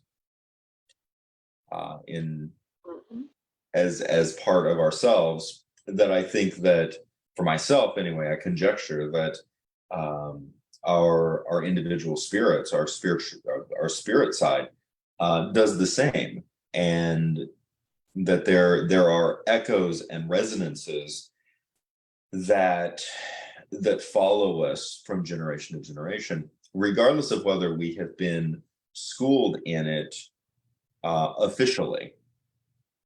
True. Yeah. Well, yes. Yeah. Yes, we had a bit of that discussion in the last couple of days, as I recall. Yeah. And sort of flag. Yeah. And for me, I find it, as an early adolescent, I found it fascinating, but at times perplexing, because there would be certain things that would oddly resonate, and very seemingly esoteric or unrelated things that would very oddly resonate. And I'm going, I don't know why this is so terribly important to me, but but it is. I know that this is profound for me personally, and so much of it, as you begin piecing it together, ties back to my not inconsiderable Celtic ancestry. Yes, and I've certainly had those moments as well that don't seem to make it much sense other than for that reason. So I can empathize with that. And I think that it certainly in certain family lines and lineages, from people all over the globe, those moments happen. And definitely. I can't help but draw some conceptual comparisons with, for example, individuals, say, of Cherokee ancestry, or individuals of West African ancestry, experiencing these profound moments that take you out of the homogenized world of modernity that we find ourselves, where we're essentially stuck in categories and told, you're this and this is your culture, so on and so forth, and then something happens to jar you out of that, and you're going, there is something here from the past that's calling me. Mm-hmm. And I think sometimes those happen at the most unexpected moments. Right. I I I agree. I agree. And you typically know them because they stand out in your memory.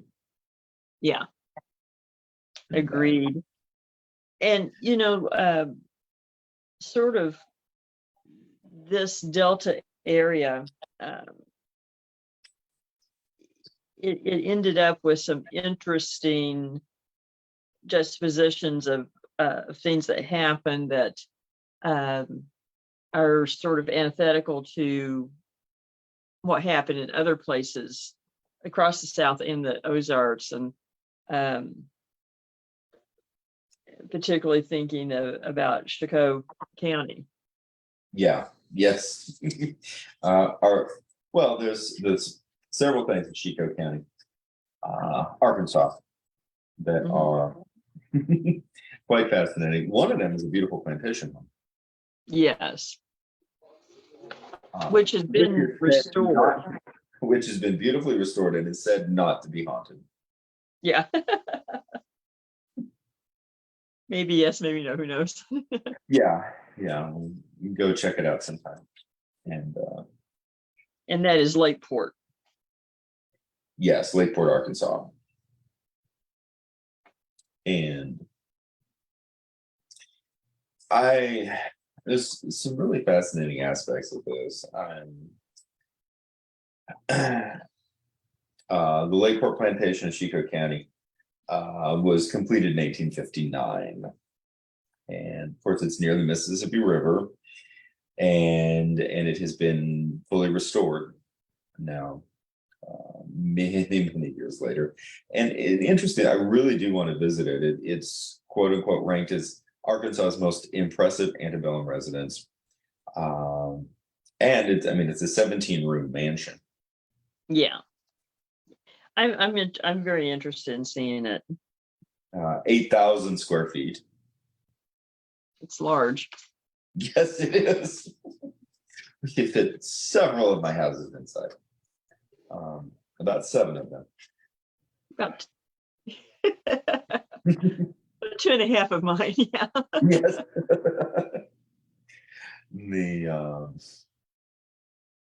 And I love this guy's name. The oldest,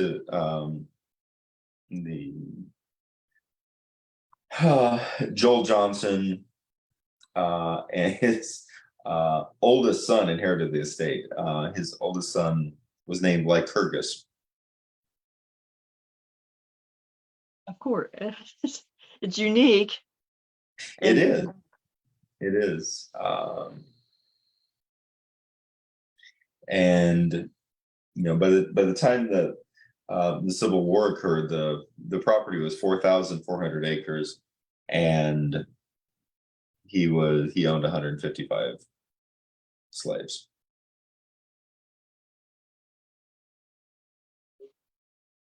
It's disconcerting to think about that aspect. It really is. It is. Arrival, the federal troop, the Union Army arrived in 1864. Mm-hmm. The federal soldiers took away the plantation's mules, horses, and cattle, and of course, emancipation freed the slaves. And it is interesting because at that point, Lycurgus Johnson really, from what we can tell, turns over a new leaf and really becomes someone that that really can be worked with in the post-war South. Mm-hmm. That it's a more positive situation than in many places. And according to the article, quote, he quickly developed a reputation as a fair and honest employer, and he was employing many of the individuals who had previously been slaves on the plantation.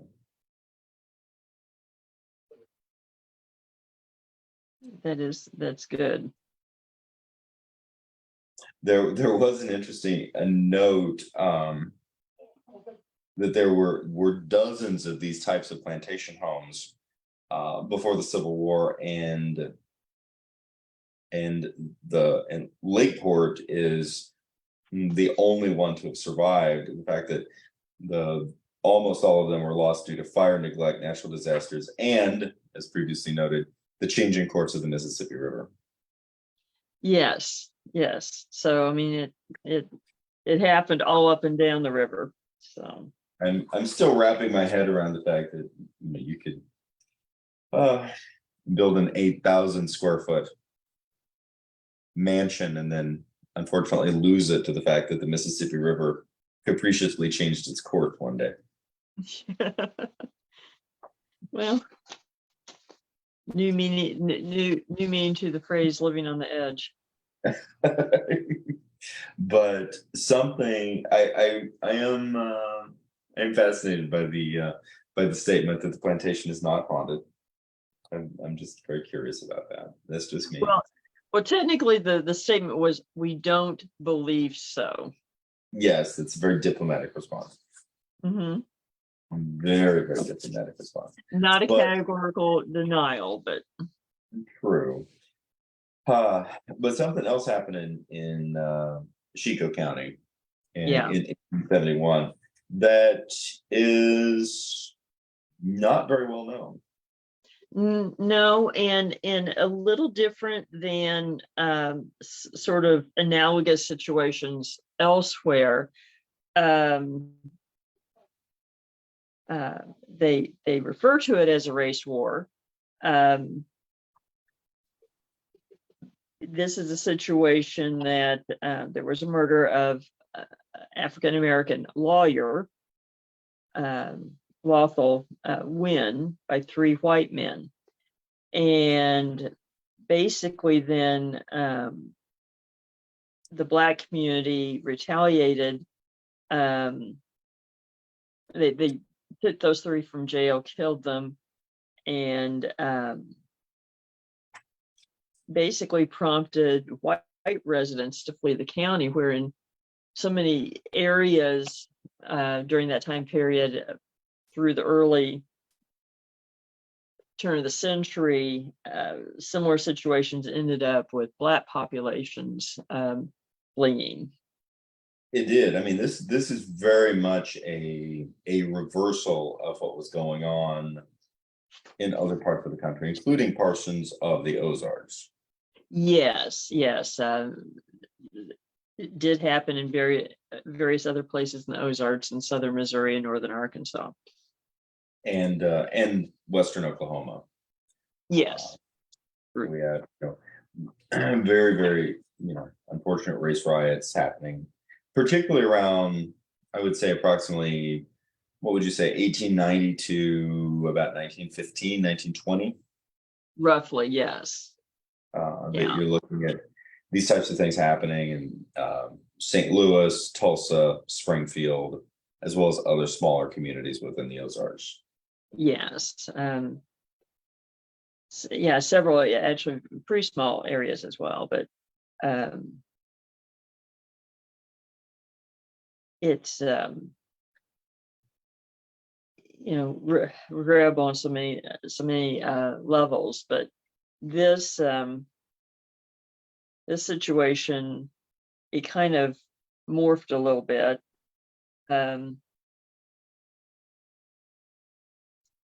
the railroad was involved. There was. Just so many aspects of this entire story are really, really fascinating.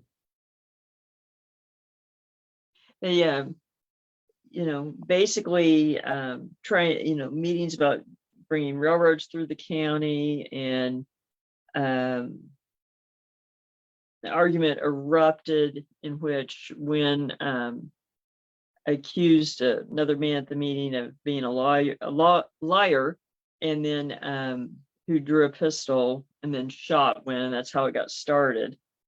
And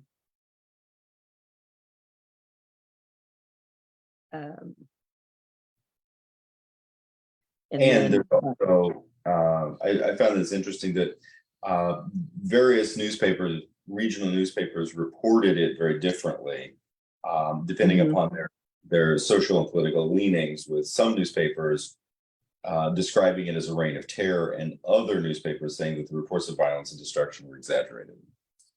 right. And so it's, it's one of those things that in some ways it's a little harder to get a grasp on.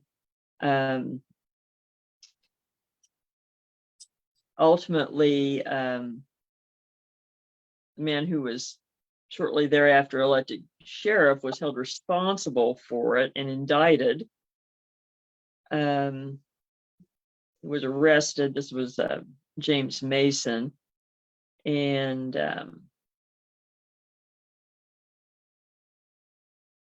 he was released on a writ, served out his term as sheriff. And so, unfortunately, it does not appear that a whole lot happened as a consequence. Right. And that, I think, to some degree, may have contributed to this sense that it, while not being completely lost to history, it just sort of remained unmentioned for decades. Right. Yeah. Sometimes, and you see it in various instances like this, you have something happen and you don't have a clear resolution at the end to punctuate fault, blame, liability, and then it just sort of fades away, which it shouldn't. True. And again, this is incredibly part of not only regional history, but part of American history on all aspects. The difficult sides of it, the positive sides of it. And I think that this is really highlighting the fact that history is exceptionally complex, because human beings are exceptionally complex. Very much so. And it does not usually come down to a 10-second soundbite. No, which, not to pat ourselves on the back too much, but just the aspect of long format podcasting, which, is obviously something that we're heavily invested in, but not just ours, but long format podcasting across the board is to me a very encouraging development, because we are shifting away from the opinions formed with that a minute and 30 seconds max. Right. Hopefully getting attention span expanded a little bit again too. And I think again, depending on context, but the fact that long format podcasts are so extremely popular, particularly amongst younger generation. I mean, individuals born 1980s and later. Yeah. It really punctures what I consider to be the myth that each generation is getting successively shorter attention spans. Well, I think media started assuming that and forming content that way, and so it seems that way, and it may be for some groups, but and of course things go in cycles anyway. So I think you go for a while when there's not much content, everything is sound bites, and then people's natural curiosity kicks in. I want to know more. So, well, true. And I mean, for myself, I find myself just doing both, which sounds very contradictory. But I mean, in certain situations, I'm going, I have the attention span of a goldfish, so tell it to me fast, and I need to get on with my stuff. But then there, on a very regular basis, probably, I think at this point, easily 6 to 12 times a week, I find myself immersed in a long format, either podcast or video, and not just the one that we do. Right. Same. I'm very immersed in our long format podcast because I did the research for it tonight, but not talking about art, talking about other. And so, all that to be said, I deeply appreciate folks listening in. And it is a little, I'm just going off completely off topic here, but it is a little surreal because I think this is incredibly powerful medium. And when we started this in 2020, we were just having fun talking about the paranormal. And yeah, I mean, on an honest level, we're definitely more focused on just having a good time on subject matter that we were passionate about than the idea that anybody, that real people might actually be listening. That's true. Well, we assume there may be anyway now. Fingers crossed. Exactly. But yeah, go ahead. Oh, go ahead. No, you go ahead. No, I was going to say, I was just going to kind of jump over to river culture and steamboats, but yeah, I didn't want to interrupt you. No, that's actually exactly what I was getting ready to do. So let's talk about steamboats. I am absolutely fascinated by American riverboats. I have been since I was a child. I want to go.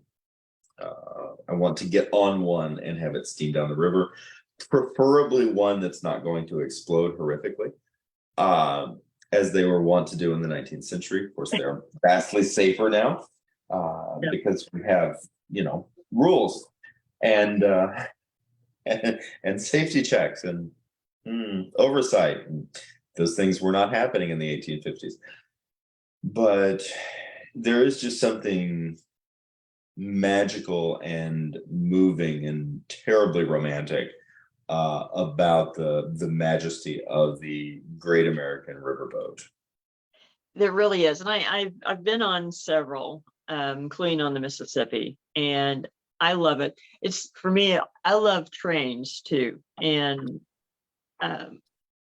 actually got to, as a child, ride Frisco trains when they were passenger trains with my grandmother to go visit my aunt and uncle in Peoria. Oh my gosh, I did not realize that. Yeah.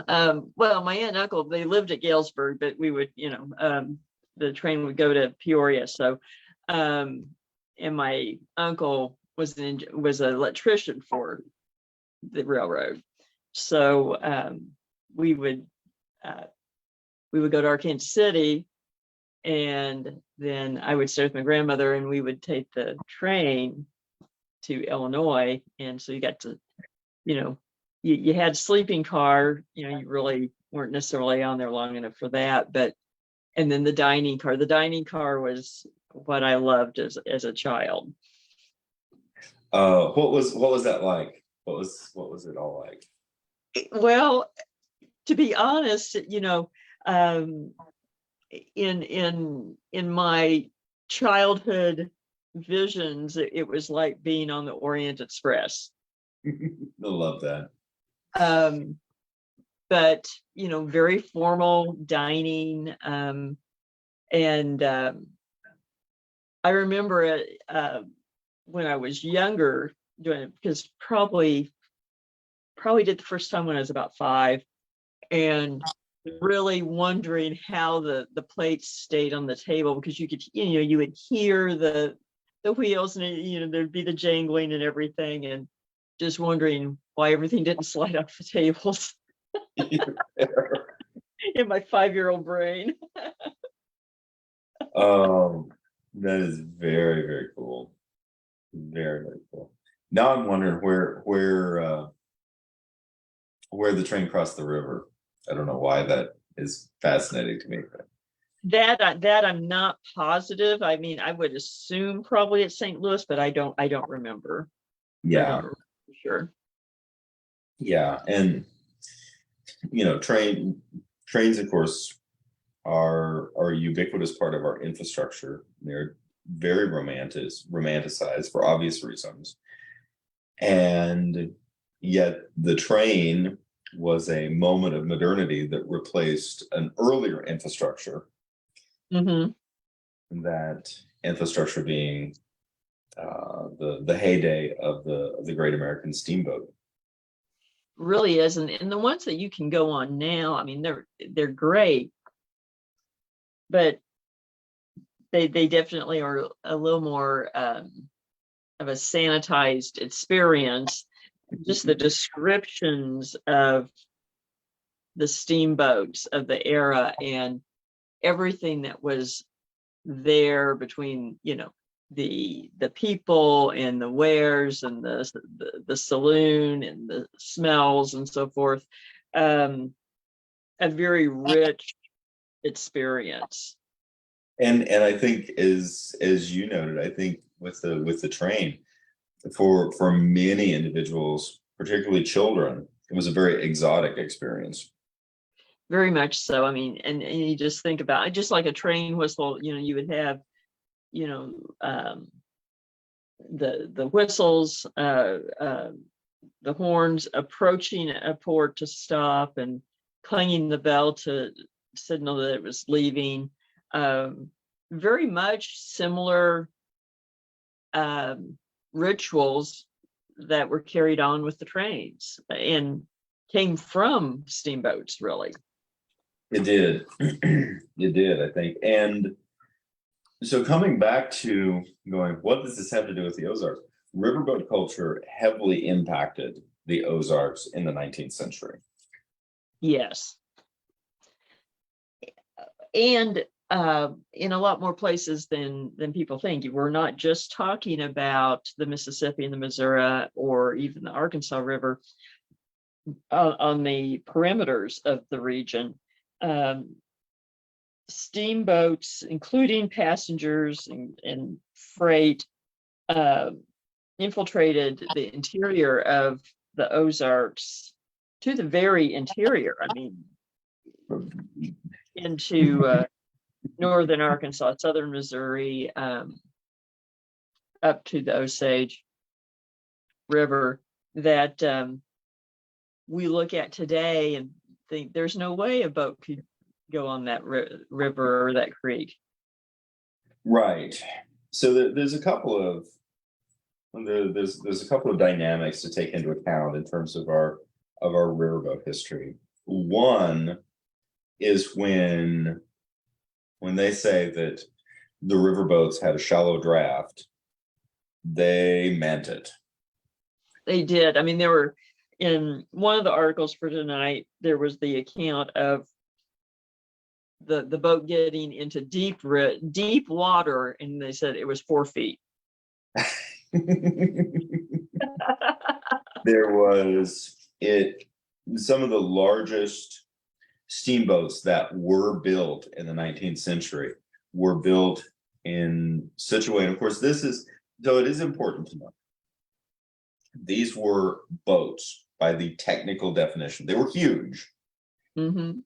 But they are boats by the technical definition in terms of their draft and the fact that they are on the river. These were not craft that were designed to go in the open sea by any stretch of the imagination. They wouldn't take it. It is a vastly different structure than a seagoing ship. Your larger craft in the ocean is a ship. It is not a boat. But it has more to do with the structure of the hull and its purpose in terms of transit than it does with the size, because so many of the riverboats with very shallow draft were at the same time absolutely massive. These are gigantic 3 to 4 to 5 story tall structures. Mm-hmm. With, in some cases, a 3-foot draft. Yeah, I mean, it's hard to conceptualize, really. It is, and largely what we're talking about is, the fact that the weight distribution is over such an incredibly wide area with such a flat bottom that Right. you're not pressing. It's an even distribution pushing back against the water, so you're not pressing deeply, and as a result, you can have a comparatively massive ship or boat, massive craft that is traversing in water that in some cases you literally could wade across. Right. Yeah, be, knee deep. Which does not seem like it would work. And yet it does, under the right circumstances. And so because of that incredibly shallow draft, that is what allowed for the possibility of steamboats, depending upon their construction and their width, etc., to traverse the interiors. That's the issue at hand. And so as a result, the White River was navigable, and this one really gets me. The farthest that a steamboat got on the White River was to the mouth of the James. Yeah. That is about 20 some miles west of my house. Yeah. And now and we're talking about Buffalo, we'll talk about the Buffalo and the White River for a moment. These are mountain rivers. Mm-hmm. And for those of us who live here, we understand the delight of flash floods. The fact that depending on rainfall, because the water essentially hits the limestone karst and runs off of it, or runs through it, through the subterranean passageways, and then fills the riverway systems, and you have a whole bunch of water going downstream, and then you don't. And that was the biggest issue, even with the really shallow draft. More than one riverboat on the White River got stranded. In one case, got stranded for 13 months before there was enough rain that they were able to refloat it and get back down the river. Which, when time is money, 13 months that your investment is sitting there, not being able to be used, would have to drive you absolutely crazy. Yes, and especially since, because of the nature of the construction, as well as the fact that the tendency to catch fire and blow up, the lifespan of steamboats generally was very short shelf life. It was 2 or 3 years, really. So if they weren't moving, they really were losing money and then some. I think it's one thing that I wanted to mention, because you just don't think about these things, that again, part of it is because you still were in a very sparsely populated, rugged area. The description, it's actually on page 2 of the notes, of basically fueling a steamboat. You had to stoke the boilers with wood, and they tried to use pine because it would burn hot and fast. But farmers would cut wood and have it set up along the river, and it really was an honor system. If someone was there, you paid them. If not, I assume they left a note, because then the owner would basically catch them on the way back to be paid. Mm-hmm. And they note that stealing the wood really didn't happen much.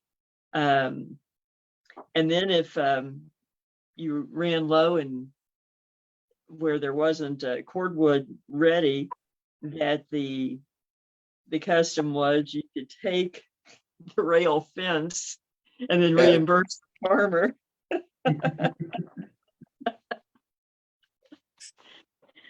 And I know, one occasion the narrator says, I recall that they took 2,000 red cedar rails. That is a lot of that's a lot of rails that someone put up that had to be replaced. It did, but you think about the fact that farmer probably walked away happy with the amount of money in his pocket from having put up a fence. That's true. He could put up another fence. Yeah. And with the essentially the deckhand / mates that were on board, I suspect there was a small covey of men who were rapidly invested in tearing that fence down. Yes. And getting it on board. It's, and from a societal standpoint, I think something that the riverboats did probably more than almost any other force in the 19th century was that they brought this elevated level of grandeur into the hills on a regular basis that otherwise would have barely been even conceived of. True. And I'm sure because they talk about everyone coming out to meet the boats and I'm sure it was a bit of a almost Christmas morning of what's going to be on the boat, for goods to buy and that kind of thing. And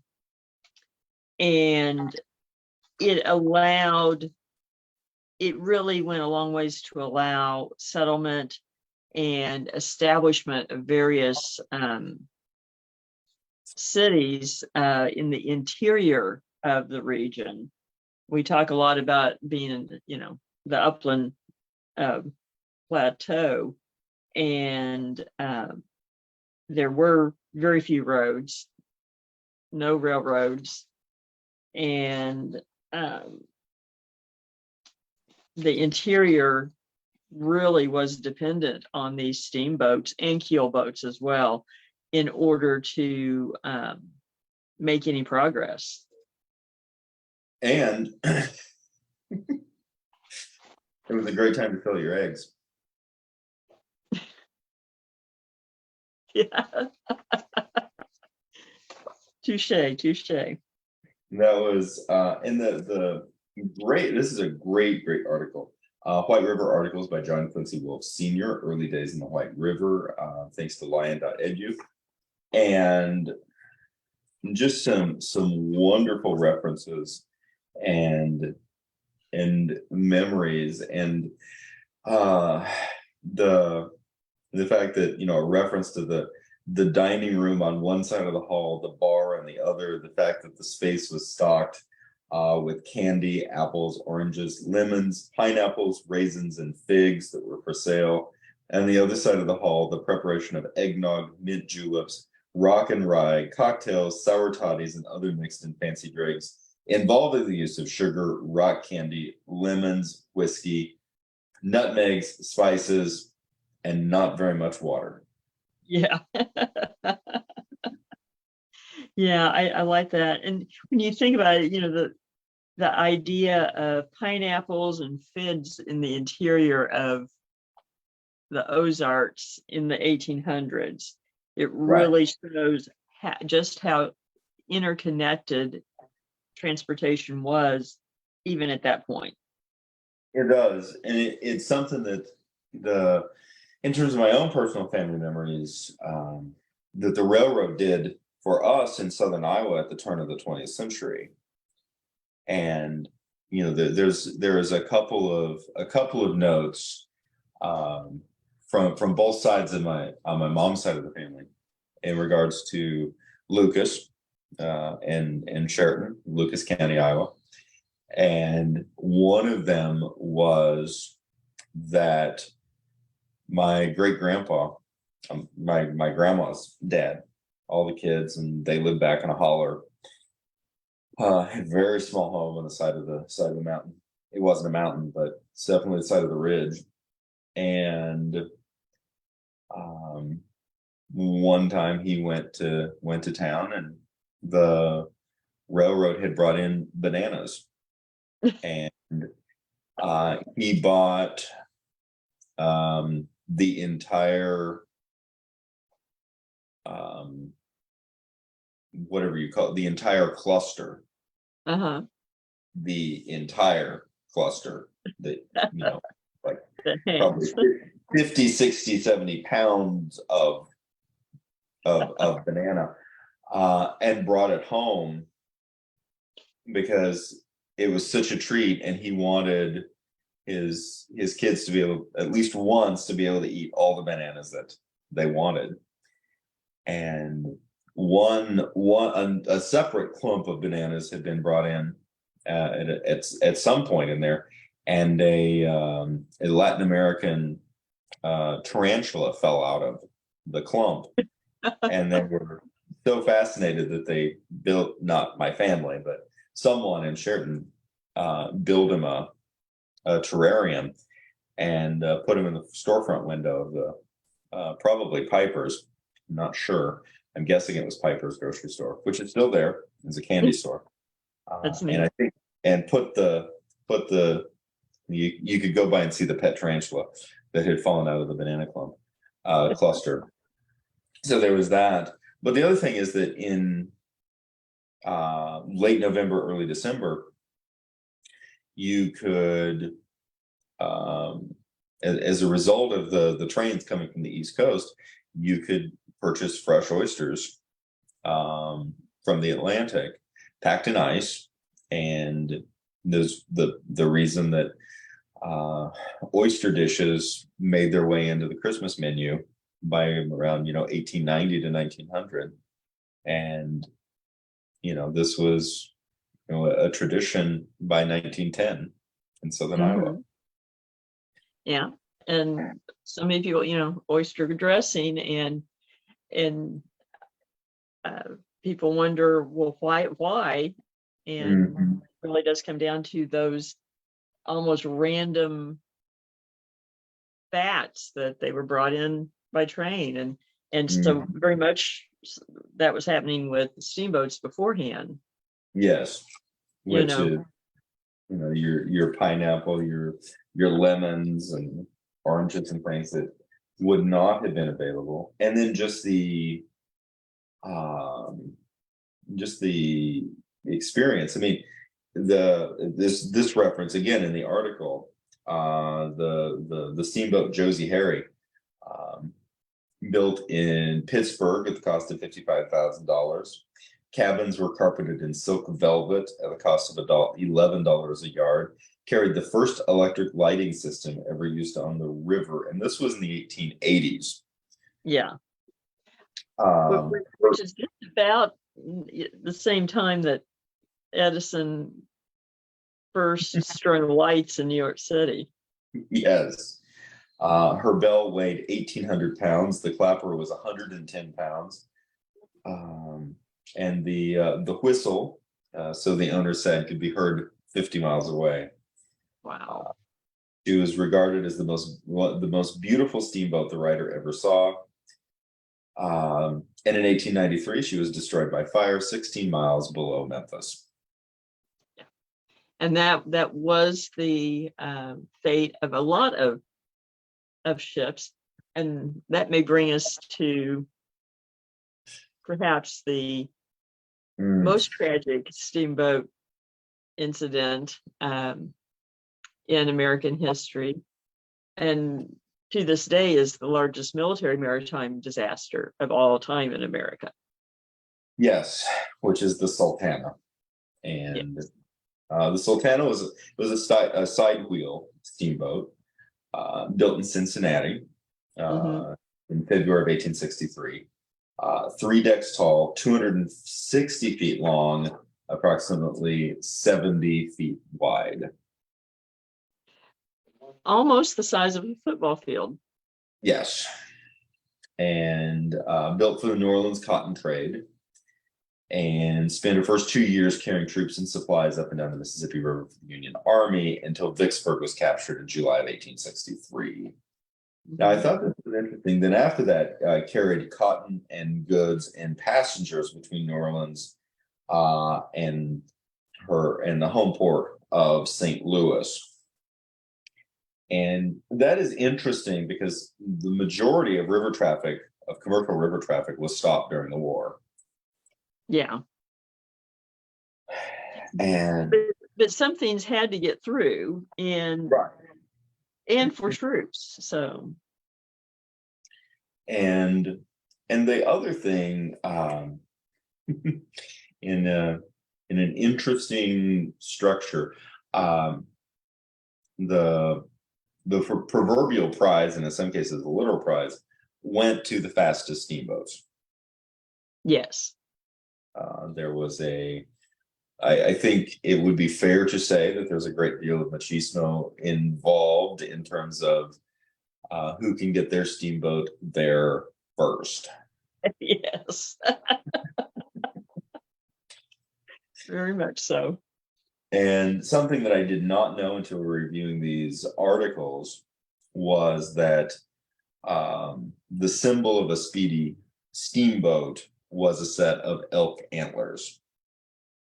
I had read that before. That and the Sultana had gotten her elk antlers, and they were prominently displayed. So if you saw the elk antlers, you knew you were on a fast boat. Didn't know elk were so fast. No, no. Well, presumably that. Mm. But the Sultana disaster, unfortunately, was largely overshadowed by everything else that was happening in the nation at the same time. Yes. And kind of faded. In part, I think, because the ship itself ultimately was grounded and ended up buried in a field because of Right. the changing course of the river. Well, and I think so what we're dealing with is all of this is coming in late April of 1865, Hmm. and the events that precipitated the disaster was the end of the war. Yes, I mean, this is in just literally days after Lee's surrender. Um, Prisoner of war camps are liberated in the South. Union troops who had been held prisoner were being paroled home, and the Army was paying steamboats to take the soldiers upriver. Right. And um, basically, then, of course, that led to incentive to put as many soldiers on the steamboat that you could. It And did. And the the Sultana was overcrowded. vastly overweighted in terms, because she was also carrying cargo. She was carrying cargo, civilian passengers, a full crew, 20 some people in the crew, um, plus approximately 2,000, roughly So 2,000 just soldiers. to set this stage to help people realize that this was a disaster waiting to happen. The carrying capacity of the Sultana was 376 passengers and 80 to 85 crew members. Mhm. That's who was supposed to be on board. Considering the fact that they were getting paid per head, they just kept adding people. And they knew they were overloading the boat. Right. There's the accounts that at various times, they'd, something would be catch people's interest on one side of the ship or other, either another boat or something on shore, and all of them would rush to that side, and the captain was worried they were going to capsize. And the numbers for the Sultana when she left Vicksburg was 1,960 former prisoners, 22 guards, 85 crew members, and 70 paying passengers, with a total of 2,137 on board. Where the full capacity was less than 500. Yes. Yeah. And that is, and of course the fact that the other issue, the Sultana had been having boiler issues. The boiler issues had been resolved in Vicksburg, but what appears to have happened was that they did not get enough water back in the boilers. Right. Basically ran to a dry spot. And the four boilers that were set up did not have enough water in them. And first of all, they were having to run hot to push that kind of load upstream. And then they had unloaded a massive amount of cargo, which you would think would help. They had reached Memphis, and they had unloaded 300,000 pounds of sugar. Yeah, I mean, the capacity is just amazing. It is. Now, you would think that would help because it would lighten the boat. However, what it did was that it further, and it presumably that the 300,000 pounds of sugar was on the main deck, which was keeping the ship or the boat from rocking heavily with so many people on the upper decks. Mm-hmm. And instead, the removal of that 300,000 pounds caused the boat to be more, to rock more precipitously with the people moving around. And so what appears to have happened is that there was enough of a list to drain a portion of the water out of probably the furthest starboard boiler. And then, but the heat remained the same to the point that boiler heated to red hot. And then as the boat rocked gently back, the remaining portion of the water rushed in, was converted instantly to incredibly high pressure steam, and the boiler exploded. Right. And ultimately three of them exploded, and basically machinery started falling and crushing people. It was the water around 2 a.m. on the morning of the 26th. The Sultana was about 7 miles north of Memphis when the boilers exploded. And the blast ripped the boat apart, went at a 45-degree angle, ripping apart the center of the main cabin, destroying the middle of the Texas cabin, which is the section that includes the crew quarters, and sheared off the back 2/3 of the pilot house. I mean, descriptions are very much what you thinking of when you hear about the Titanic. It essentially broke the boat in half instantly, from what we can tell. And then another steamboat was nearby, and started basically throwing anything that would float into the water for people that were being tossed into the water to hang on to. And they did. Yeah. In fact, some of them floated all the way down to Memphis on on debris Right. or items thrown in. The Bostona number 2 came down river, and rescued approximately 150 people, and the 7 miles south, Memphis already knew that a disaster has occurred because they'd seen it light up the sky. Right. But they couldn't respond immediately because the boats that were moored there, the boilers had to heat before they were able to go upstream. Right. 7 a.m. The still burning remnant of the Sultana floated in amongst the flooded trees atop Hen Island, which is a few miles northwest of Memphis.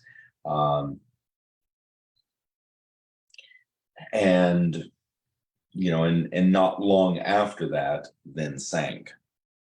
Yes. Oh, it was, just the loss of life. I mean, we're dealing with 1,047 Union soldiers dead, and 122 crew members and civilians. Yes. Amazingly few of the rescued, is they were able to get them to 5 different hospitals. And very few of the ones that were rescued and made it to the hospitals actually passed away. So, it's a testament to the response that was given. Right. But it is the largest military-related maritime disaster in American history. It is. Over time, the Sultana ended up in a field, basically silted over in a field in Arkansas, on the Arkansas side. Which is really phenomenal. Of course, I believe the Arabia on the Missouri River, a similar fate in terms of you go hunting for a shipwreck in a soybean field. Exactly. Because rivers move. There he goes, rivers move. And I thought this was an incredibly powerful quote. If the Sultana was a battle, the number of Union deaths would put it in the 11th place, compared to Union losses suffered in other battles. Yep. Yeah, it was basically the 11th largest battle of the Civil War, if you considered it a battle. And then goes on to say, if we consider deaths versus survivors, the Sultana disaster would rank number 1, with a death survival ratio worse than any battle for either side during the entire war. Wow. That really does put it in perspective and should be remembered more than it is. It should. It really should. It really should. And really does illustrate not only the absolute positive things that steamboat travel offered, but the risk. There was a lot of risk in forging civilization into the region. Mm-hmm. There was, and that's those lives on so many levels, ultimately that were given, not only in war, not only in particular steamboat accidents, but just in general as our nation, the creation of the American nation in the 19th century birthed to such a large degree the infrastructure and the, comparatively speaking, very easy lives that we today take for granted. Very much so. And perhaps that's a good place to end tonight. I think so. We thank everybody, and don't forget to check out upcoming events and merchandise at darkozarks.com and paranormalsciencelab.com. Thank you again to Always Buying Books and Beard Engine Brewing Company for helping to bring the Dark Ozarks to everyone. On the next episode, we're going to be discussing the surprising connections between the Ozarks, Egypt, and Egyptian mythology. Catch the Dark Ozarks podcast on Branson Podcast Network, Apple Podcasts, Spotify, Amazon Music, Google Podcasts, Substack, or about any other podcast platform. Thank you, everyone. And remember, there are no easy answers in the Dark Ozarks.